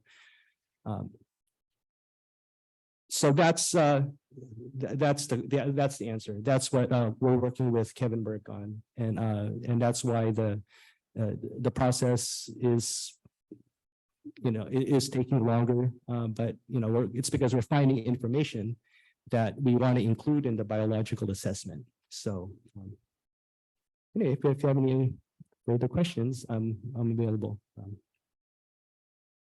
Vice President Gray. Yes, thank you, President Dean. Thank you, Jack and General Manager Dienzo Ray, for that explanation. I do think, though, that I get a little of a sense of almost vertigo listening to all the various tracks and parallel things going on. And I think this, you're getting a lot of advice today about clarifying things, but I think we need to have a simpler breakdown of, and for the public's benefit, of what needs to be done and what is relevant to what. And what I mean by that is that what needs to be done for the CDP, what's required, and what of all the things we're doing, what's directly relevant to that, what's the role of the in-stream flow study, which I think you talk about parallels. I'm understanding that's parallel to the CDP processes, except you're also talking about using data from the in-stream flow study for the CDP process. And I think the public could reasonably be a little confused about all the things going on, and lose sight of what exactly we need to do, what exactly the county needs from us to complete the permit application, first of all. And then having, clarified that, what is needed to provide that information. I think I understand it, but I understand where there's confusion. Any other questions? I don't know who was first. Director Thomas. Well, it's relevant to Tom's comment. I've been trying for months to piece together like diagrams and a picture of how it all interrelates. Yeah. And I have not yet created that clear diagram that shows all the interrelationships. So I just want to echo what Tom said. We all need to help in sorting out what's connected to what and what all the precursors are. Okay. Director Farmer. Thank you, President Dean. I just want to follow up on the comments from our Vice President and our new director with regard to getting some clarity as to how the process for the CDP application is moving forward and not moving forward, as the case may be. It was pointed out earlier by Ms. Heinrichs that the work that Merck Corporation was challenged to do, so to speak, was anticipated to be finished in September. And of course, that hasn't taken place yet. And the CDP application is like 2.5 years old. And it would be really good because there's so many people out there in the community that are concerned about, well, how is this process moving or not moving forward, and why? And when will the CDP at least get finalized to the planning department and move on to the planning commission and the board of supervisors and the coastal commission and so forth? So if we could get some serious clarity on the timeline here, maybe an explanation as to why things haven't happened as anticipated or hoped for, to be something that can be seen in January of 2023. So once again, we're off to a new start, a new beginning with regard to the functioning of the district, the providing of information, transparency, and so forth. So thank you.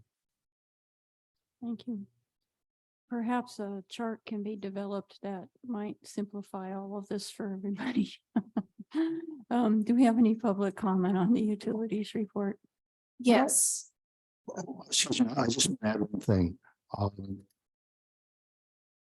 Acting General Manager D'Anzo is going on vacation to celebrate an event.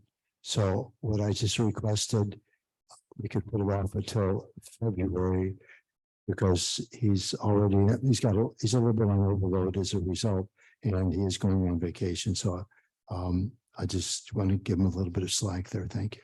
Okay, thank you. Okay, Ms. Dodson, we have public comment. Yes, Crosby and Laura Swartz, followed by Elizabeth Benhausen. Thank you. Crosby and Laura Swartz, go ahead.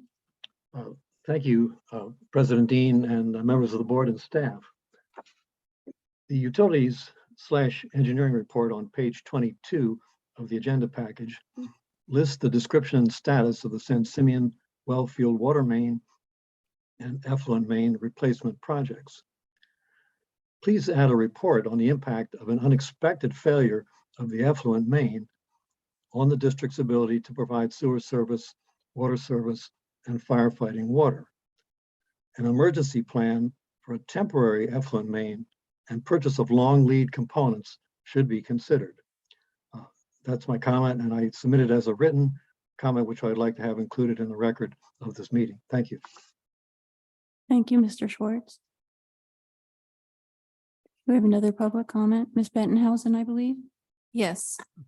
Go ahead, Dr. Bentonhausen. Thank you very much, President Dean. I appreciate Mr. D'Anzo attempting to explain some of the issues that were certainly raised at the Resource and Infrastructure Standing Committee meeting the other day. I want to pursue some questions, however, so that the issues raised by Director Gray, Vice President Gray and Director Thomas can be addressed. It might be that the vertigo that sets in is just a function of us poor public out here, but something tells me it might be a more broad problem. I want you to turn to page 21, please, and look at the engineering table that gets included every agenda now, sometimes with updates. I want to use the second item there as an example of what I want to say first. And if you look at that in-stream flow study task 1 line, it then says the study of the water of the lower San Simeon watershed, etc. But then the rest says it follows somebody else's methodology. It does not tell us at all what that is. And then the third, the column on the right says the status of that is finalizing administrative review. Now I point to this line as one example. Pardon me, please. Pardon me. One example of some major concerns about this whole table. Number one, we need clarity as to the project or task that's listed in each category. For example, we need to know what it is substantively. We need to know what the content is. We need to know what's it all about. Second, we need to know who is responsibility for what. To use a phrase like finalizing administrative review is approximately 329 million times too vague. We need specific understanding of who's responsible to do what to get this project done. And third, we need to know when they are supposed to show up with their responsibility taken care of. And I don't want speculation about we hope to get this done in January or we hope to get this done in March of 2020. No, I want realistic statement of what the likelihood is. If you turn the page to page 22, I have taken notes now with what Mr. Dienzo just said. I think the distinction between the biological assessment process and the biological opinion is useful, but I'm not sure I understand what it is. Who is, again, what's the substance we're talking about? Who's responsible to do what, and what is the deadline? In fact, if we don't have a deadline for when Mr. Joe is supposed to get his work done, we have no idea how Ms. Dones are sitting there waiting for his work. When is she going to get to her responsibility? It's all interconnected and certainly difficult to articulate, I'm sure, but we need more explanation. Mr. Dienzo just referred to, quote, the jurisdictional map, end quotation, as needing more work. What in the world is being talked about here?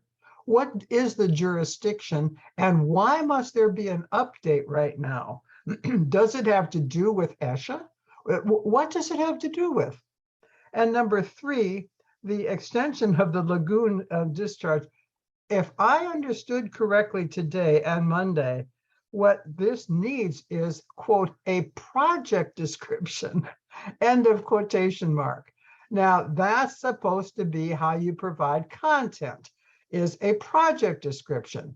But the idea that we have a major component of the wastewater treatment, of the water treatment facility, reclamation facility, that we have a major component of that now, after this has been underway for almost a decade, is just stunning to me. We heard reference on Monday that there was considerable work being done with the Army Corps of Engineers about the scope and design of this lagoon discharge. Well, friends, this is so basic that it strikes me that we are unlikely to get sufficient data to complete the project application within the next 2 or 3 years.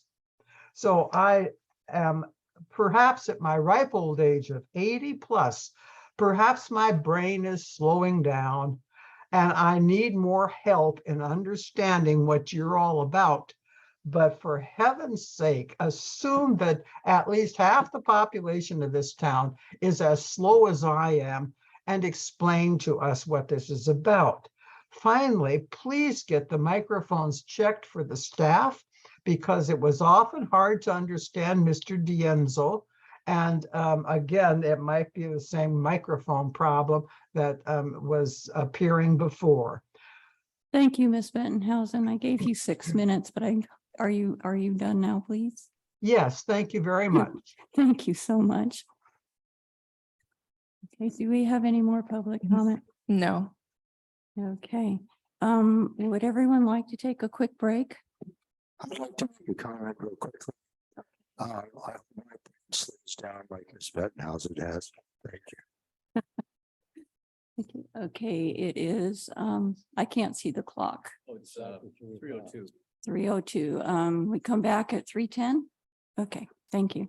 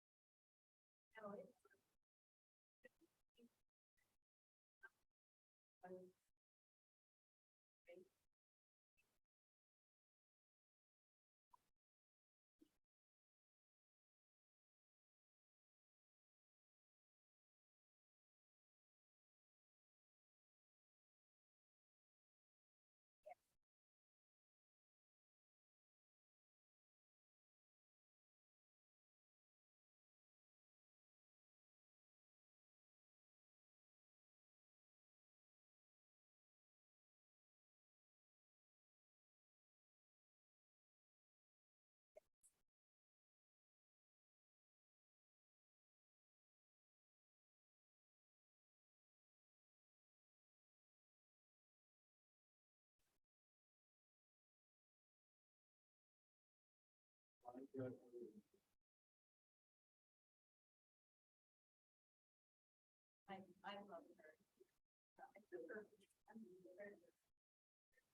her.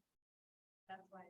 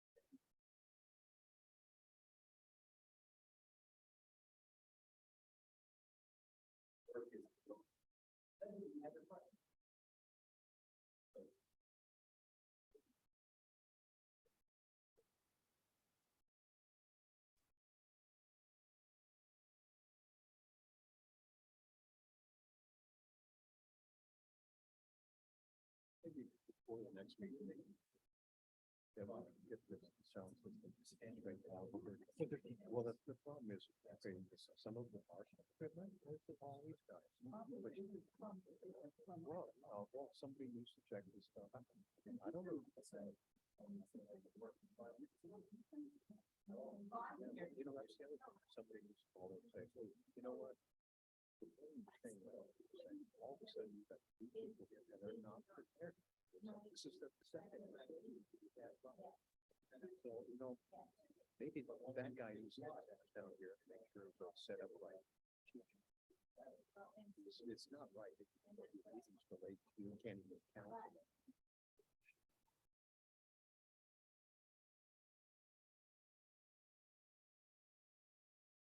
Yeah, just a little bit louder. I think it's a matter of closeness to your mic, but pull it forward, drag the whole thing. But the sound system is bad too, because people on the podium, half of them can't hear. I mean, I'm sitting back here and it's hard to hear.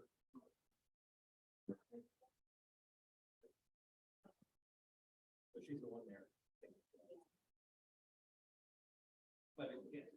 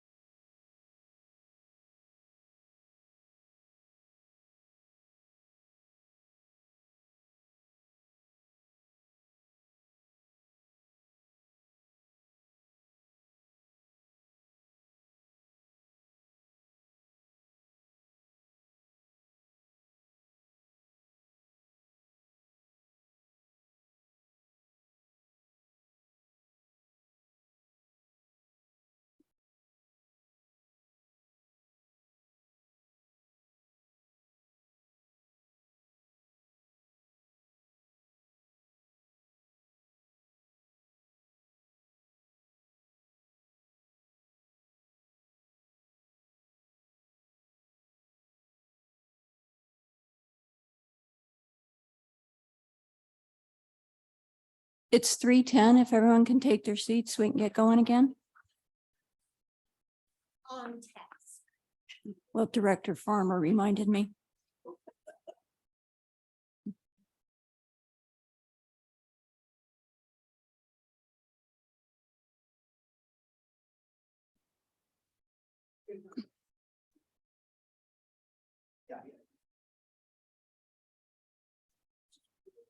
Hmm? I'm trying to make sure the public is around. No. Okay, I'm calling the meeting back to order. I closed the utilities report item without realizing one of the other directors had a question. So Mr. Thomas, do you want to go ahead and ask your question? Well, thanks. Two things, and one in the future, when you're talking about line breaks, and I'm not wanting to go back on this report, but my mind always wanders to, yeah, where was that? So the more specific you can be about the locations of the line breaks, will certainly help me create that mental map of what's going on.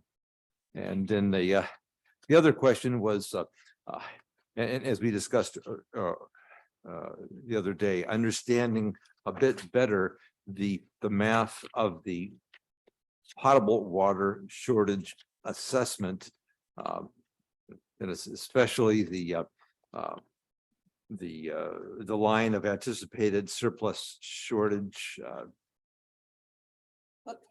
25. 25, I think. Yeah, Page 25. And in a nutshell, the numbers are cumulative, but I would like to bring in Melissa Green to explain this map a little bit more in detail. And Melissa, if you wouldn't mind joining the meeting and sharing your screen with the table, please. Yeah, I'm a participant right now, so I don't think I can share my screen. All right, 1 second. Perhaps Mr. D'Anzo could put the screen up. I promoted her. Okay.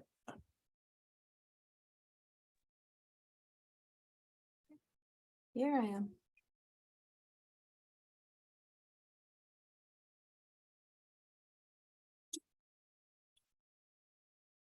Okay, is that visible?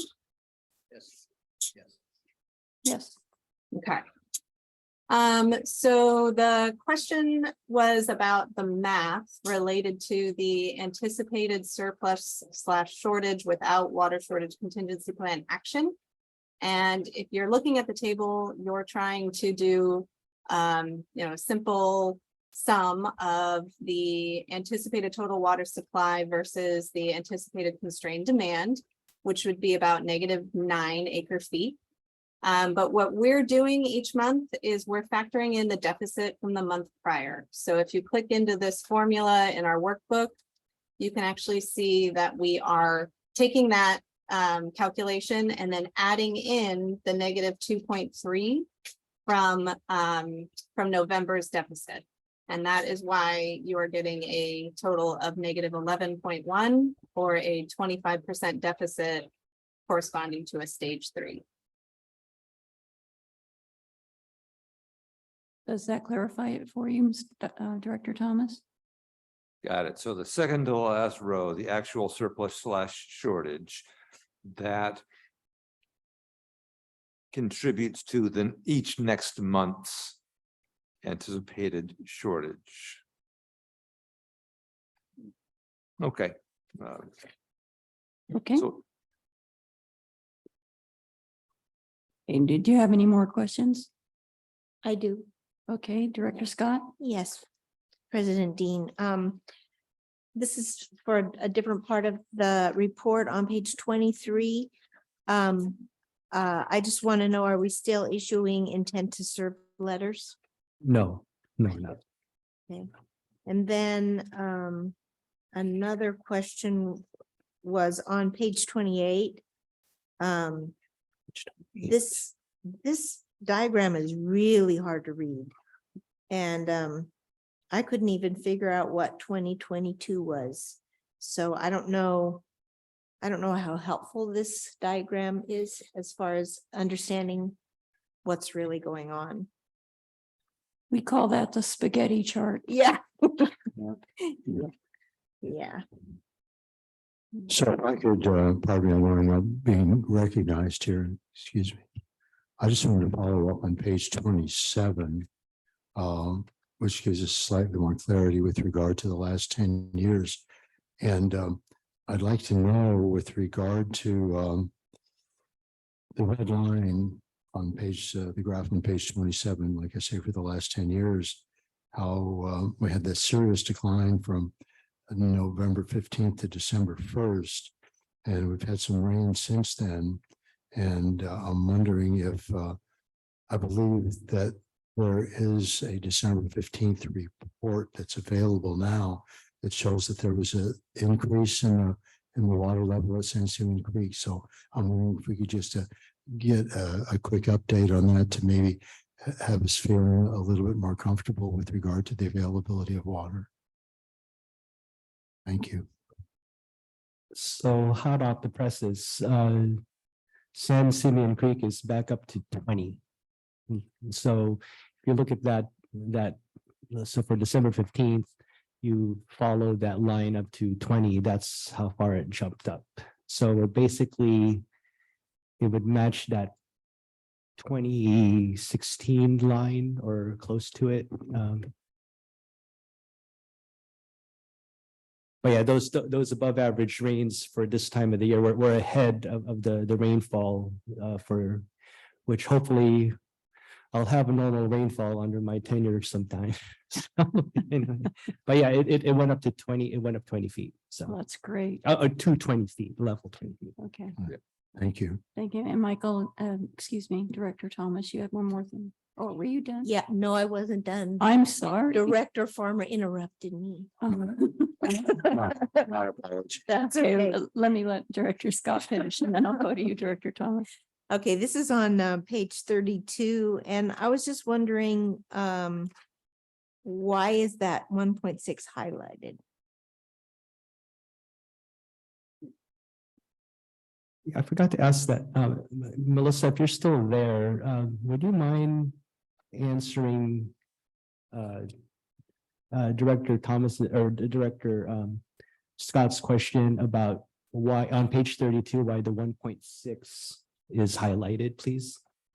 Yeah, that was a internal tracking. There's a report that we filed that asks for our peak production volume.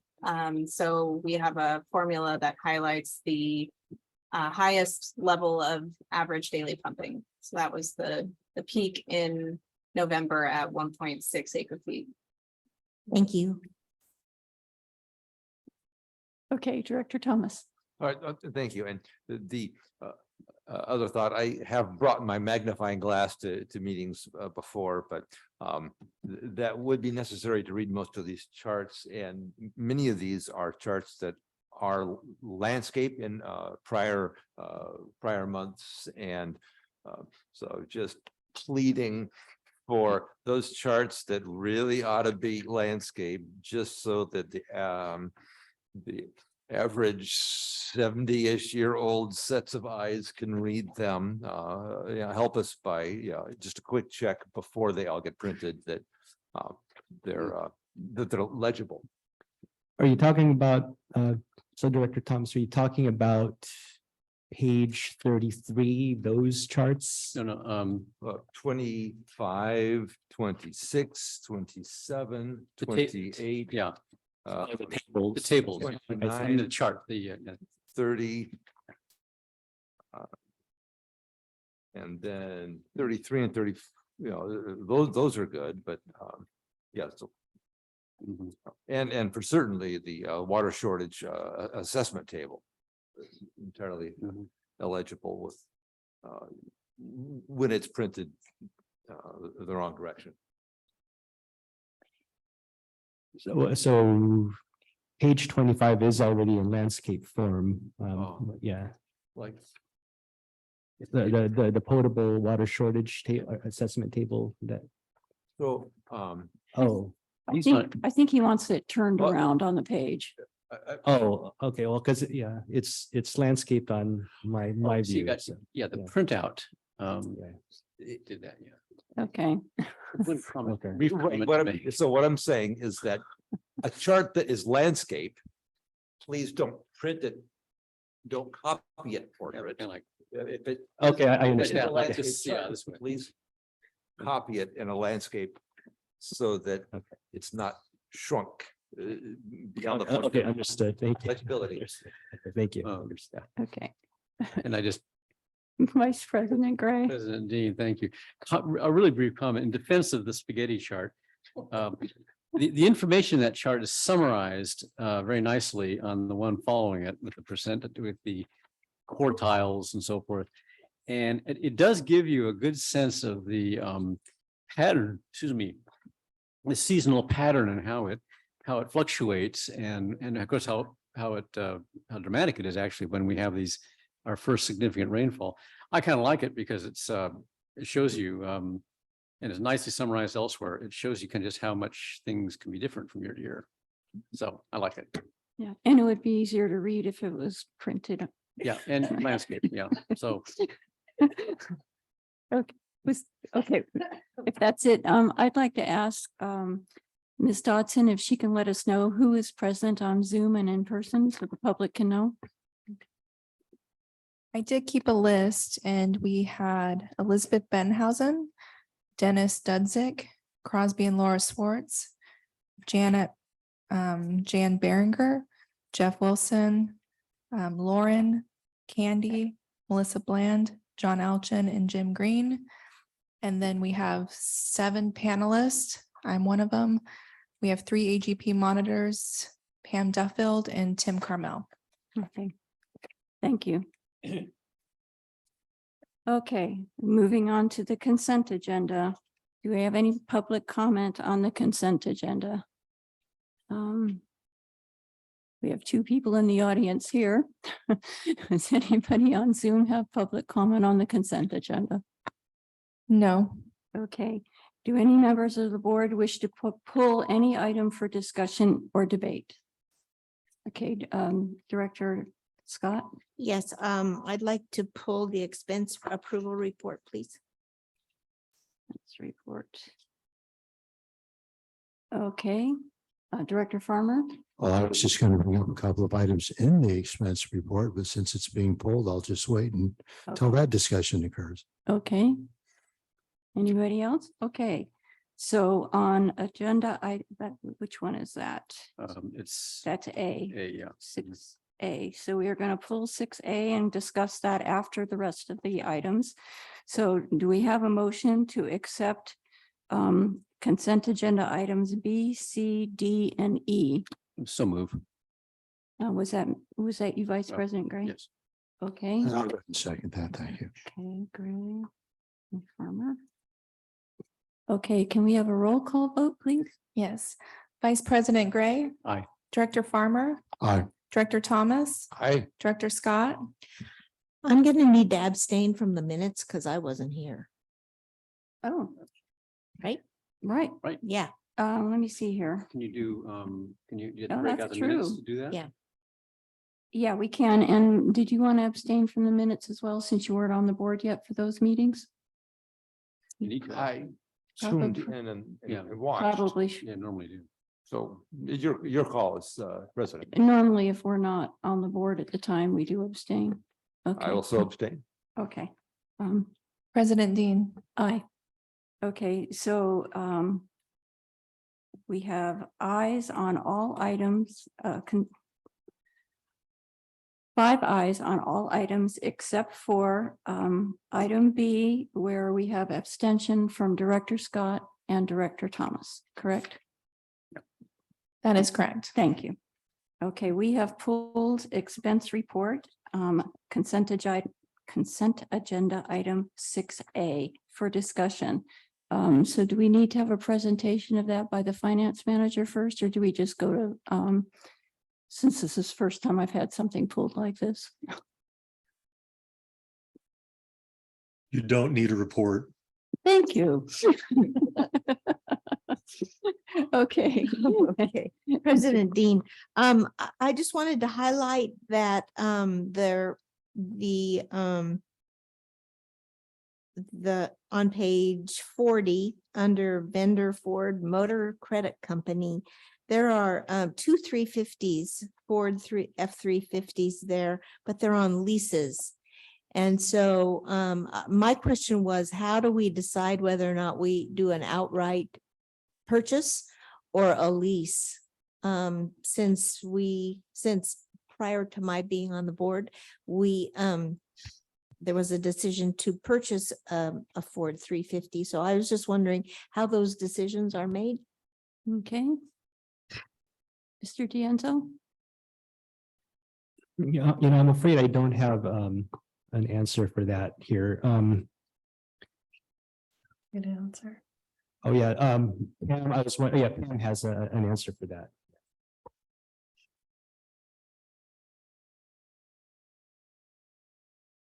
Ms. I'm Duffield? sorry, I couldn't hear you. Were you punting over to me? Yes. Okay, I wanted to make sure I could hear that properly. So we determined during the budget process if we're going to suggest financing as part of the budget approval process when purchasing new equipment, or if there is capacity within the budget and reserves to purchase. So the vehicle that you're seeing on page 40, the Ford Motor Credit Company, that is for the new F1 or F-350 truck that was purchased out of the general fund for facilities and resources. It is not two trucks. What you're seeing is the principal portion and the interest portion of that payment. So those kind of determinations are made during the budget process.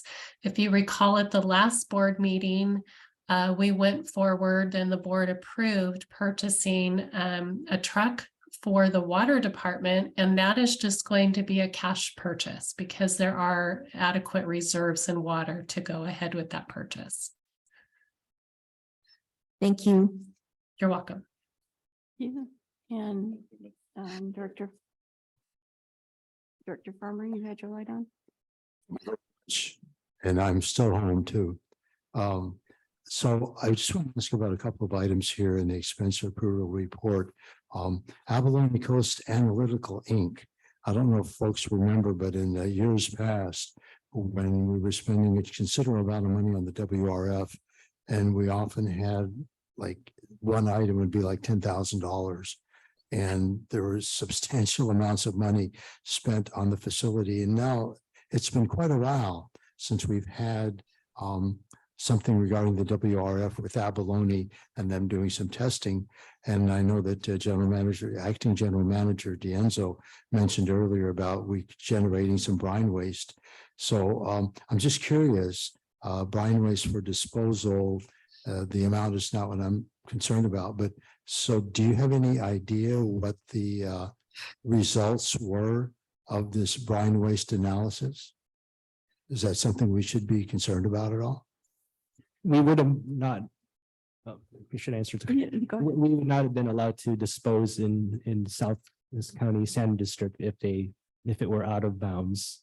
You know, they have all of the we need to submit lab results to them before we can even dispose brine there.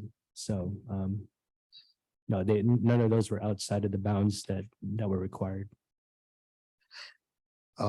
I'm just curious, what were the results of the analysis?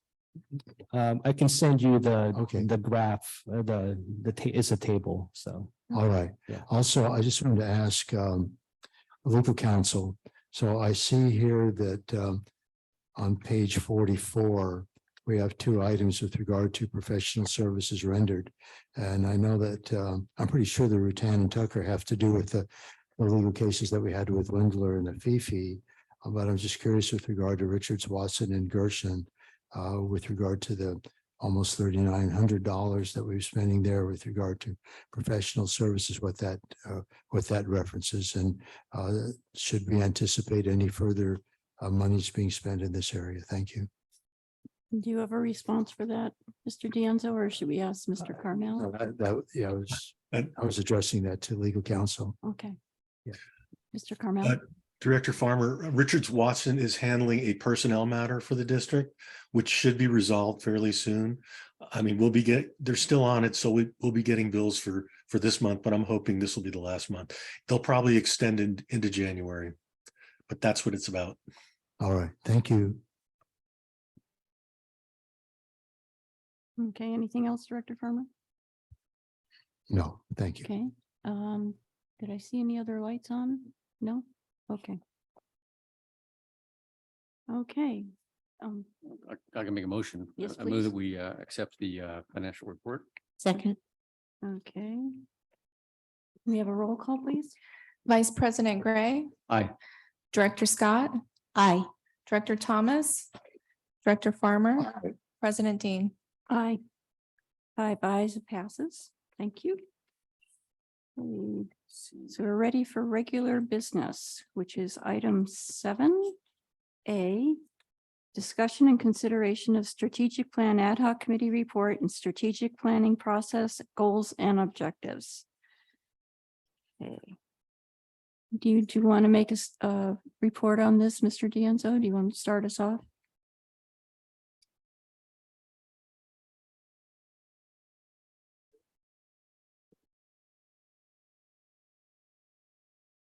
So item 7A, staff recommends that the board of directors discuss and consider the monthly updates to the strategic plan. And the tables that are presented here will need to be updated in the discussion and consideration here. So, Okay. And I'm assuming everything that's in red are recent changes. yes. Okay. Or need this discussion of some sort. Needs discussion.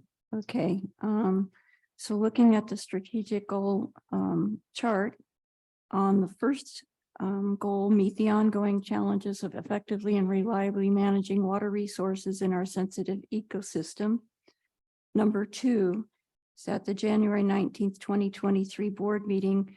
The utilities manager will present to the board the implementation plan for the previously approved water meter replacement program. And it's checked off that it's revised. Do you have an update for that, Mr. Dianzo?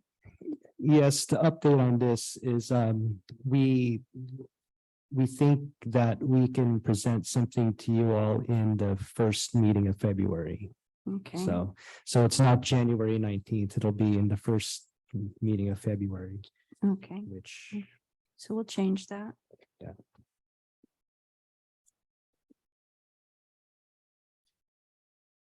Okay. Then the 9th. Yeah, so February 9th. Okay, the second one is present to the board the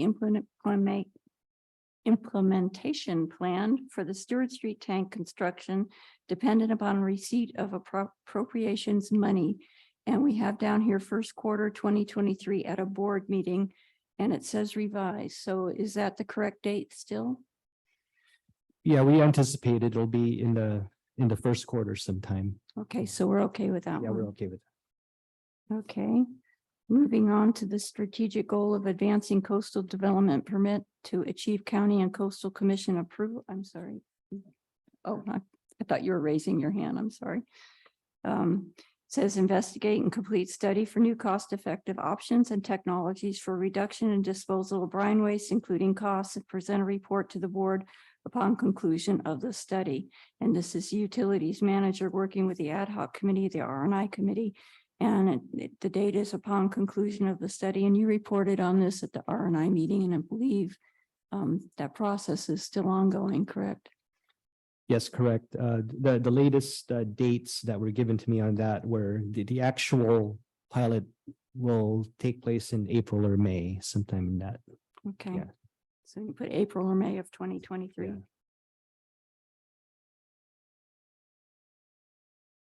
Okay, Question.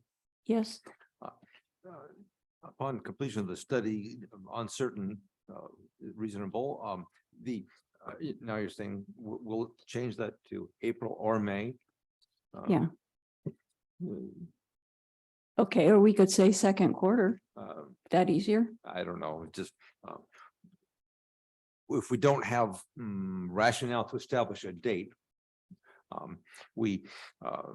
there's some history of we don't know, so let's put a date out there, and then we get close and, well, we didn't put any thought into that date, and so we approach that date and we kick it down the road, and we can only expect to hear from the public that we put down dates that don't have much basis. So I would just suggest that we not put a date specific if we don't have any basis for that date. The date is the goal we're aiming for. It's not a definite date. It's going to happen. It's the date we're aiming for. I understand, but I'm just hoping that we have some rationale when we put dates down rather than. Yeah, and this is revised every month. Yeah. Okay. I just was taught that hope isn't much of a Okay. plan, but fair enough. Mr. Vice President Gray. Yeah, just quickly, thank you, President Dean. Just a quick question on the when the pilot program is tentatively scheduled. Is that when it begins? Because it'll take a couple of months, won't it, to run the thing, as they say? As I understand. No, the actual, so we should find out if we're officially approved for the project sometime this month. And the whole permitting is going to take some time, and that's why they're anticipating April or May. The actual study itself is going to be, 1 or 2 weeks. And since they're testing 2 technologies, it might take a couple of weeks. So, okay. Thank you. Would it be better just to put second quarter 2023? Sure. Thank you. In the comment section, right? On the when. Oh, well, okay. Yeah.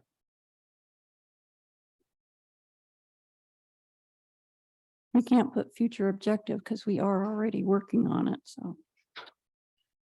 I appreciate you trying to save me from myself. Okay.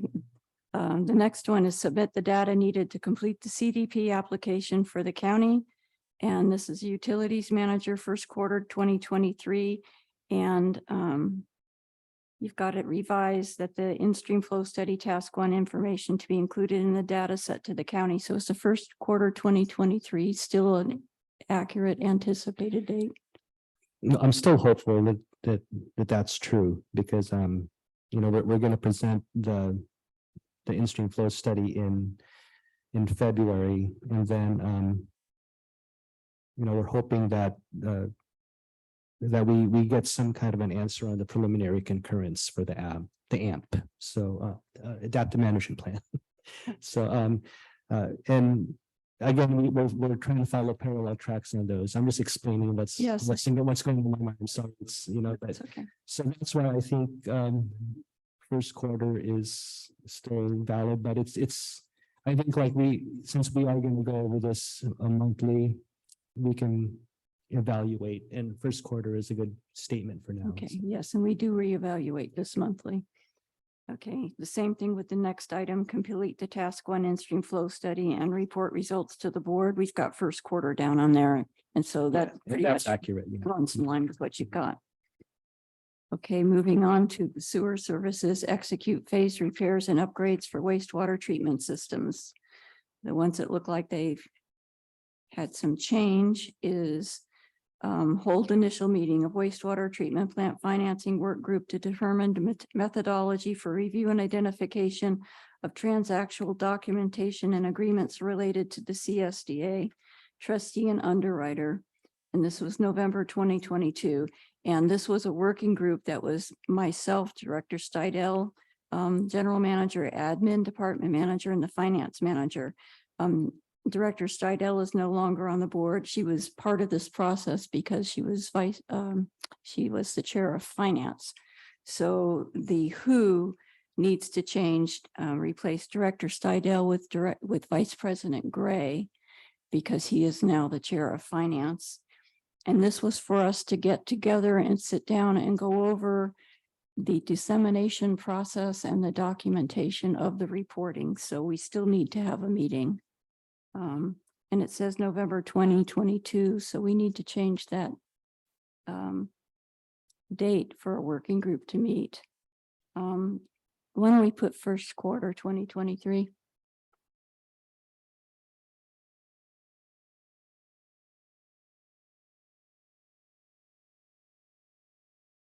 Okay, the next one is conduct a working group review of contractual documents and formally document required actions, timelines, recommended internal processes. This ties in with the one right before this, and this is for the wastewater treatment plant financing working group that's been outlined in the item before. So can we go ahead and just put that first quarter 2023 as well?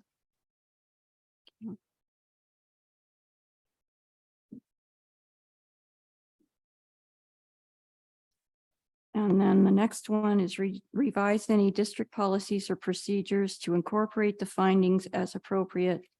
The who is to be determined dependent on the required action recommended. It says January 2023. I'd like to give a little more leeway with that and make it first quarter if no one has any objections. Mr. Thomas? And is this to revise policies that come out of the finance working group? Out of the only? working group, yes. So that finance working group will complete the prior two items in the first quarter. Maybe you need. I the think we'll second probably, quarter. I don't know. yeah, I'm hoping to be done with it the first quarter. When we get to January and we go through this chart again, if we need to revise the expected outcome date, we can do that then. First quarter gives us 3 months.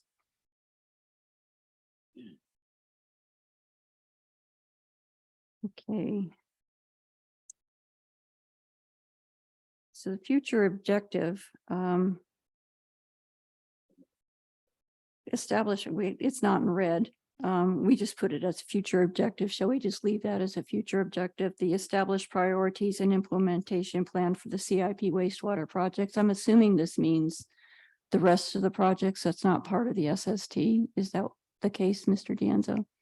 That was my understanding for that. Okay. Okay. It might be good to add that wording at the end for CIP wastewater projects not part of the SST program, Okay. just to make it clear.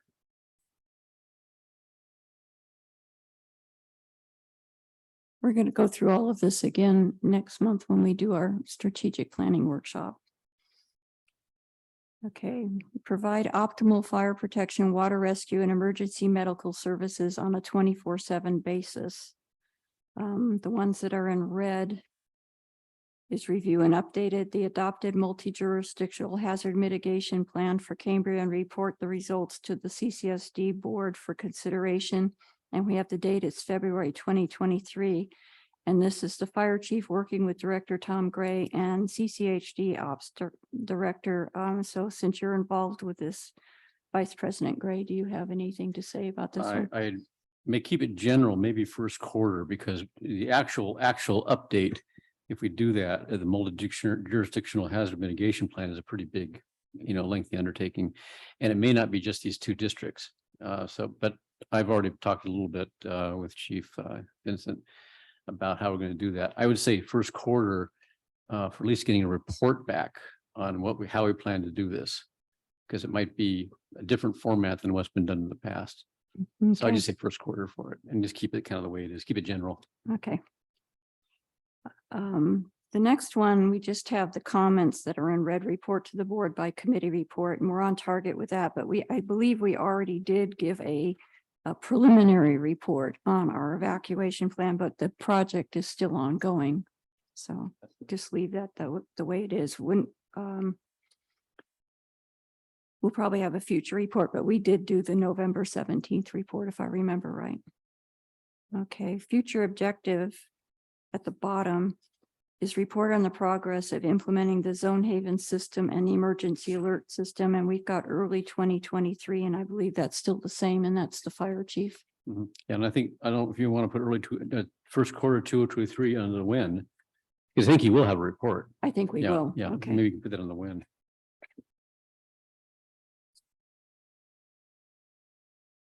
Director Farmer? Yes, thank you, President Dean. I just wanted to mention with regard to item 3, where it says CCSD Directors Tom Gray and Karen Dean.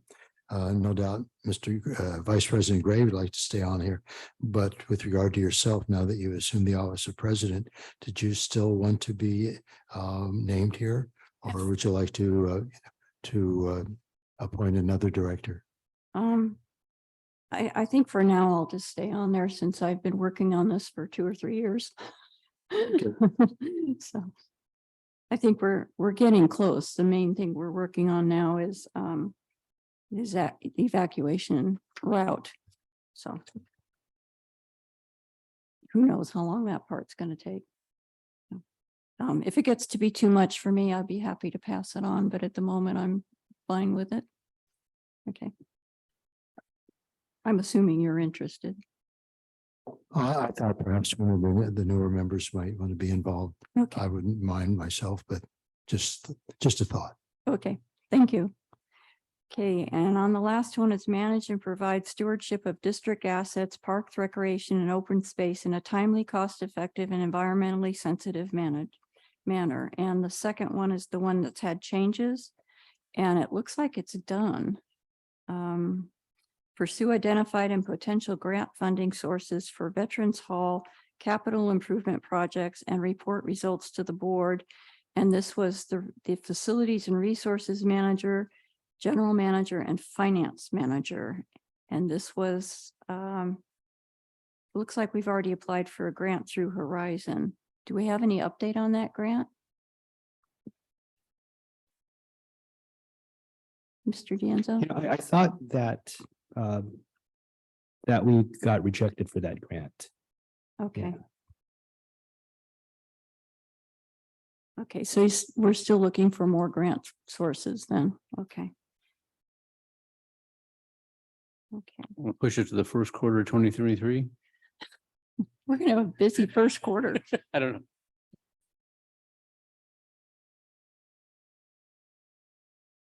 Okay, and then the next one that's got red in it is obtain construction permit and present to the board for consideration to the construction request for proposal for the East Ranch restrooms.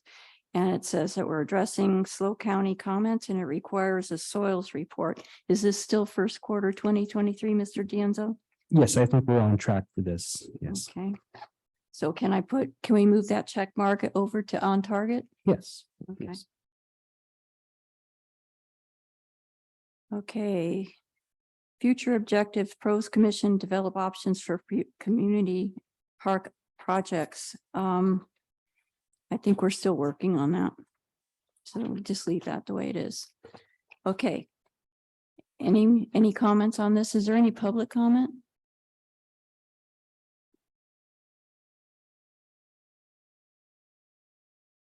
I don't have public comment, no.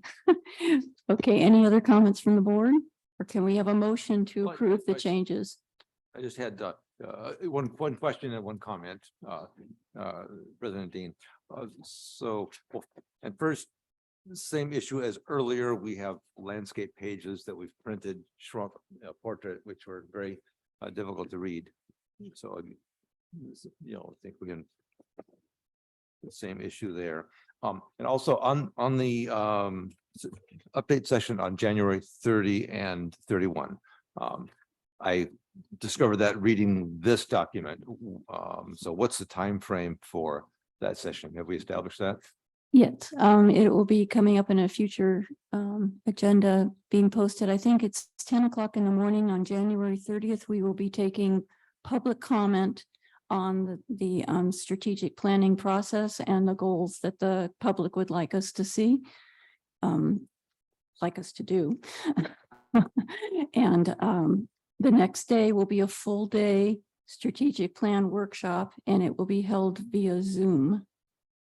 And it will be facilitated by former Director Stidel. And the recorder on the session, I believe, will be Ms. Dotson if she was agreeable to it. This will be the first time we have done it by ourselves without an outside facilitator, but Director Stidel and myself worked over and over again with our pre-existing facilitator and how to do this. So that is why I've asked former Director Stidel if she would be the facilitator, since she and I worked out the last program with the facilitator. Awesome. So Monday, it's public comment session only 10 a.m. until, It's done. They can And- take as long as they want. and Tuesday is full day, which means Starting at, I believe it's 8:30 in the morning, or is it 8 o'clock? I think it's 8:30. 8:30 in the morning. okay, and that will be here and on Zoom, correct? No, this will just be on Zoom. Zoom only. The public comment part will be here and on Zoom. But the actual workshop, the public can only observe the workshop. They cannot participate in the workshop. They get their opportunity to submit what they would like to see us do the day before. And then it's a working day for us to go through all of the strategic plans. Is that correct? Yes, and it's already posted on the website. And I believe we set the dates at one of our previous meetings, did we not? Yeah, it was sometime this year we did. Okay. I think we set them at the last workshop in June or July. Okay. Sure. Okay. I'm going to stop real quick. We need to Wait, I was gonna say- extend the meeting for Yeah. a few minutes. We have one more item, which probably won't take very long. So 4:15? 4:15 sound okay to everybody? Do we need a roll call for that? Just, Do we have a second? okay. Vice President Gray, Aye. Director Scott, Director Thomas, Aye.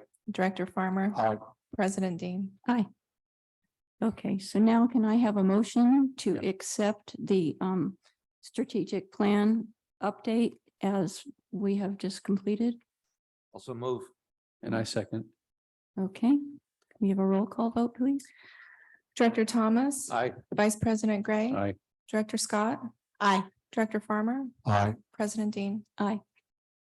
Okay, next is discussion and consideration regarding standing committee and pros commission's application process and to direct the staff to proceed with advertising for the standing committees, pros commissions, and pros commission alternative positions. Would you like to introduce this item? And Yes, thank you. President Dean, staff recommends that the board discuss and consider the standing committee and pros commission application and appointment process and direct staff to proceed with advertising for the standing committee, pros commission, and post commission alternate positions. I also want to note that it says that there's no fiscal impact identified with this item. There certainly is no fiscal impact for us posting the applications on the website, but it does say in that a minimum of 2 weeks in the local newspaper on page 77, 2.3.c.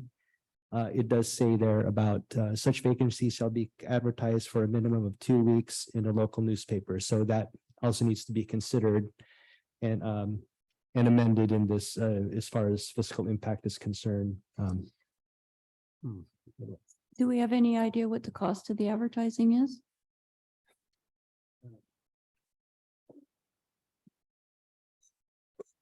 I don't have it right on the top of my head. I'm trying to look and see what we've paid in the past. Okay, thank you. And we advertise this every day for 2 weeks, correct? Yes. Okay. And the deadline for applications? So the deadline is not mentioned here, but we discussed, we asked the board to consider December 31st as the deadline for applications to be submitted. So, Okay, so I'm assuming this will be posted tomorrow or, tomorrow, Friday, so we have 2 full weeks? yes. But we've already passed the deadline to post the notice in the Cambrian. So if we post the notice in the Cambrian next Thursday, which is December 22nd, we can accept applications for 2 weeks until January 5th at 5 p.m. Okay, so we need to make the application deadline January 5th? Yes, at At 5 p.m. President Dean, Yes, I just want to make an observation, and perhaps we, encountered this in the past, but the fact that these applications are being requested during a holiday season, people might be out of town, have other things on their mind, that type of thing. maybe we could extend it to maybe January 15th. Is that possible, or is that too much of a time crunch? What is we appoint these people on the second meeting of January, don't we? Or is it on the first? It's on the first meeting in January, which is January 12th. We could consider pushing that to January 19th board meeting and accept applications until January 12th. Okay. And then would it be a 3-week period? Okay, is that something everyone wants to do? Okay, so extended application process to January 12th and appoint the people on January 19th. Okay. Okay. And we're taking applications even from the people who are currently serving that wish to stay on the committees. So everyone has to apply. Okay. Director Farmer? And I should point out, our good fortune is to the, how could we say it? To the unfortunate circumstance for the standing committee, in that we have 2 great new members on the board, and they need to be replaced on their respective committees, which is the R&I committee for Director Thomas. I was spacing out here. It's after 4. It's almost 4 o'clock. And Director Dean on the Director Scott. Okay, on the policy committee, and we obviously should need to consider replacing Director Farmer on this board, since I can't even get my brain straight. It's just today. It's just today. Thank you. And I am intending on passing the Resources and Infrastructure Committee on to Director Thomas at some point. So he will be back on there as chair at some point in the next few months. So Ready and willing. we're not totally replacing him. I know he's going to be attending every meeting to stay up to speed on everything that's going on. So he's ready to take the lead. So. And maybe at some point, Director Farmer, you might feel like you want to do the same. To Director Scott. Yeah. Well, after the last 5 minutes, folks are probably, can we do it next time? Okay. I have a motion. Yes. Oh, I need to take public. Do you have any public comment? He's wiggling in the seat, but he's not getting up. Would you like to speak, Mr. Calderwood? Well, I don't know who advised you of that, but anyway, okay, I'll take a motion. Okay. On agenda item 7B, I'd like to make the motion to go ahead and do everything that we've just talked about and make the date for the applications to be in on 1/12/23 and the appointments to occur on 1/19/23. Okay, so the motion is to direct staff to proceed with advertising for the standing committees, pros commission and pros commission alternatives with the and alternates. Thank you. What did I say? Oh, sorry, alternates. It's getting late. With the deadline of January 12th for the applications, and the appointments will be made on January 19th. Do we have a second? Wait, and to amend the document in support of this motion to identify that there will be a fiscal impact. Oh, yeah. Okay. Accept the amendment to the motion, everybody? Yeah. Well, Yep. Okay, did we? I wanted to second that with an amendment. It was suggested too, though. Yes. Or just a question, actually might lead to an amendment. On the description of the pros commission appointment procedure, there is language which is outdated because it refers to a CCSD board Parks and Recreation ad hoc committee reviewing the applications. And I believe that in the pros bylaws, I think pros reviews the applications and then forwards them to the board. The pros commission, not a CCSD ad hoc committee. So I don't know if that language is going to get it in the way, if it has to be cleaned up or what, but Mr. Carmel? yeah. Can I ask you for that? Absolutely. Well, we can't do that today. We have to do it by resolution, but Right. we'll get it on an agenda coming up. Okay, So I guess go back. I'll just second the motion and we'll have a future agenda item on that. Yes. thank you. President, similarly, the reference to the CCSD manager of Parks and Recreation, is this one of Carlos' official titles, or is this an anachronism? It's next. You see a manager. It's not- Well, it's this, anachronism. it's, yeah, I think it is. So yeah. if we're going to change anything here, let's change that as well. Okay, well, we're going to be bringing it as a future agenda item. Okay, great. So we have a motion on the floor and a second. Can we have a roll call? Sure. Director Thomas. Wait, Director Scott. Aye. Vice President Gray, Aye. Director Thomas, Aye. Director Farmer, President Dean. Aye. Okay, so just to clarify, I will be posting this tomorrow on the website, but the notice will not be posted in the Cambrian until next Thursday. Okay, Okay. got it. Okay. Future agenda items.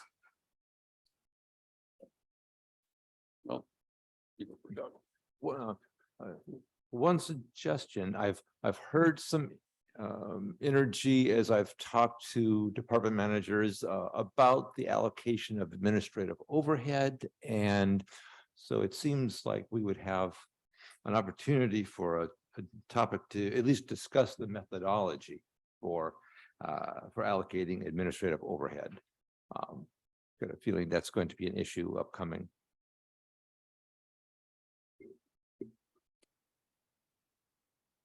Okay. Vice President Gray. The item that I'm referenced in the last, item about revising or updating the pros commission appointment procedure so that it fits current Okay, reality. okay. Anybody else?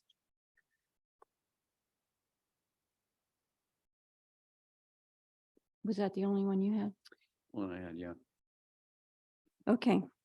Before we adjourn, I wanted to announce that we will be having a special meeting on Tuesday, December 20th. Closed session will be to discuss recruitment requirements and procedures for the general manager, and public input is welcome during the public comment before the board adjourns to closed session. This will be in person and hybrid here at the Vets Hall. And it will be next Tuesday at 10 a.m. And like I said, the public is welcome to comment before we go to closed session. Okay, if there's nothing else, we can go ahead and adjourn the meeting. Unless anybody has any objections. Does anybody want to keep going? No? Okay. It is, I think, I can't see the clock from here. 4:05 and the meeting is adjourned. Thank you. President D.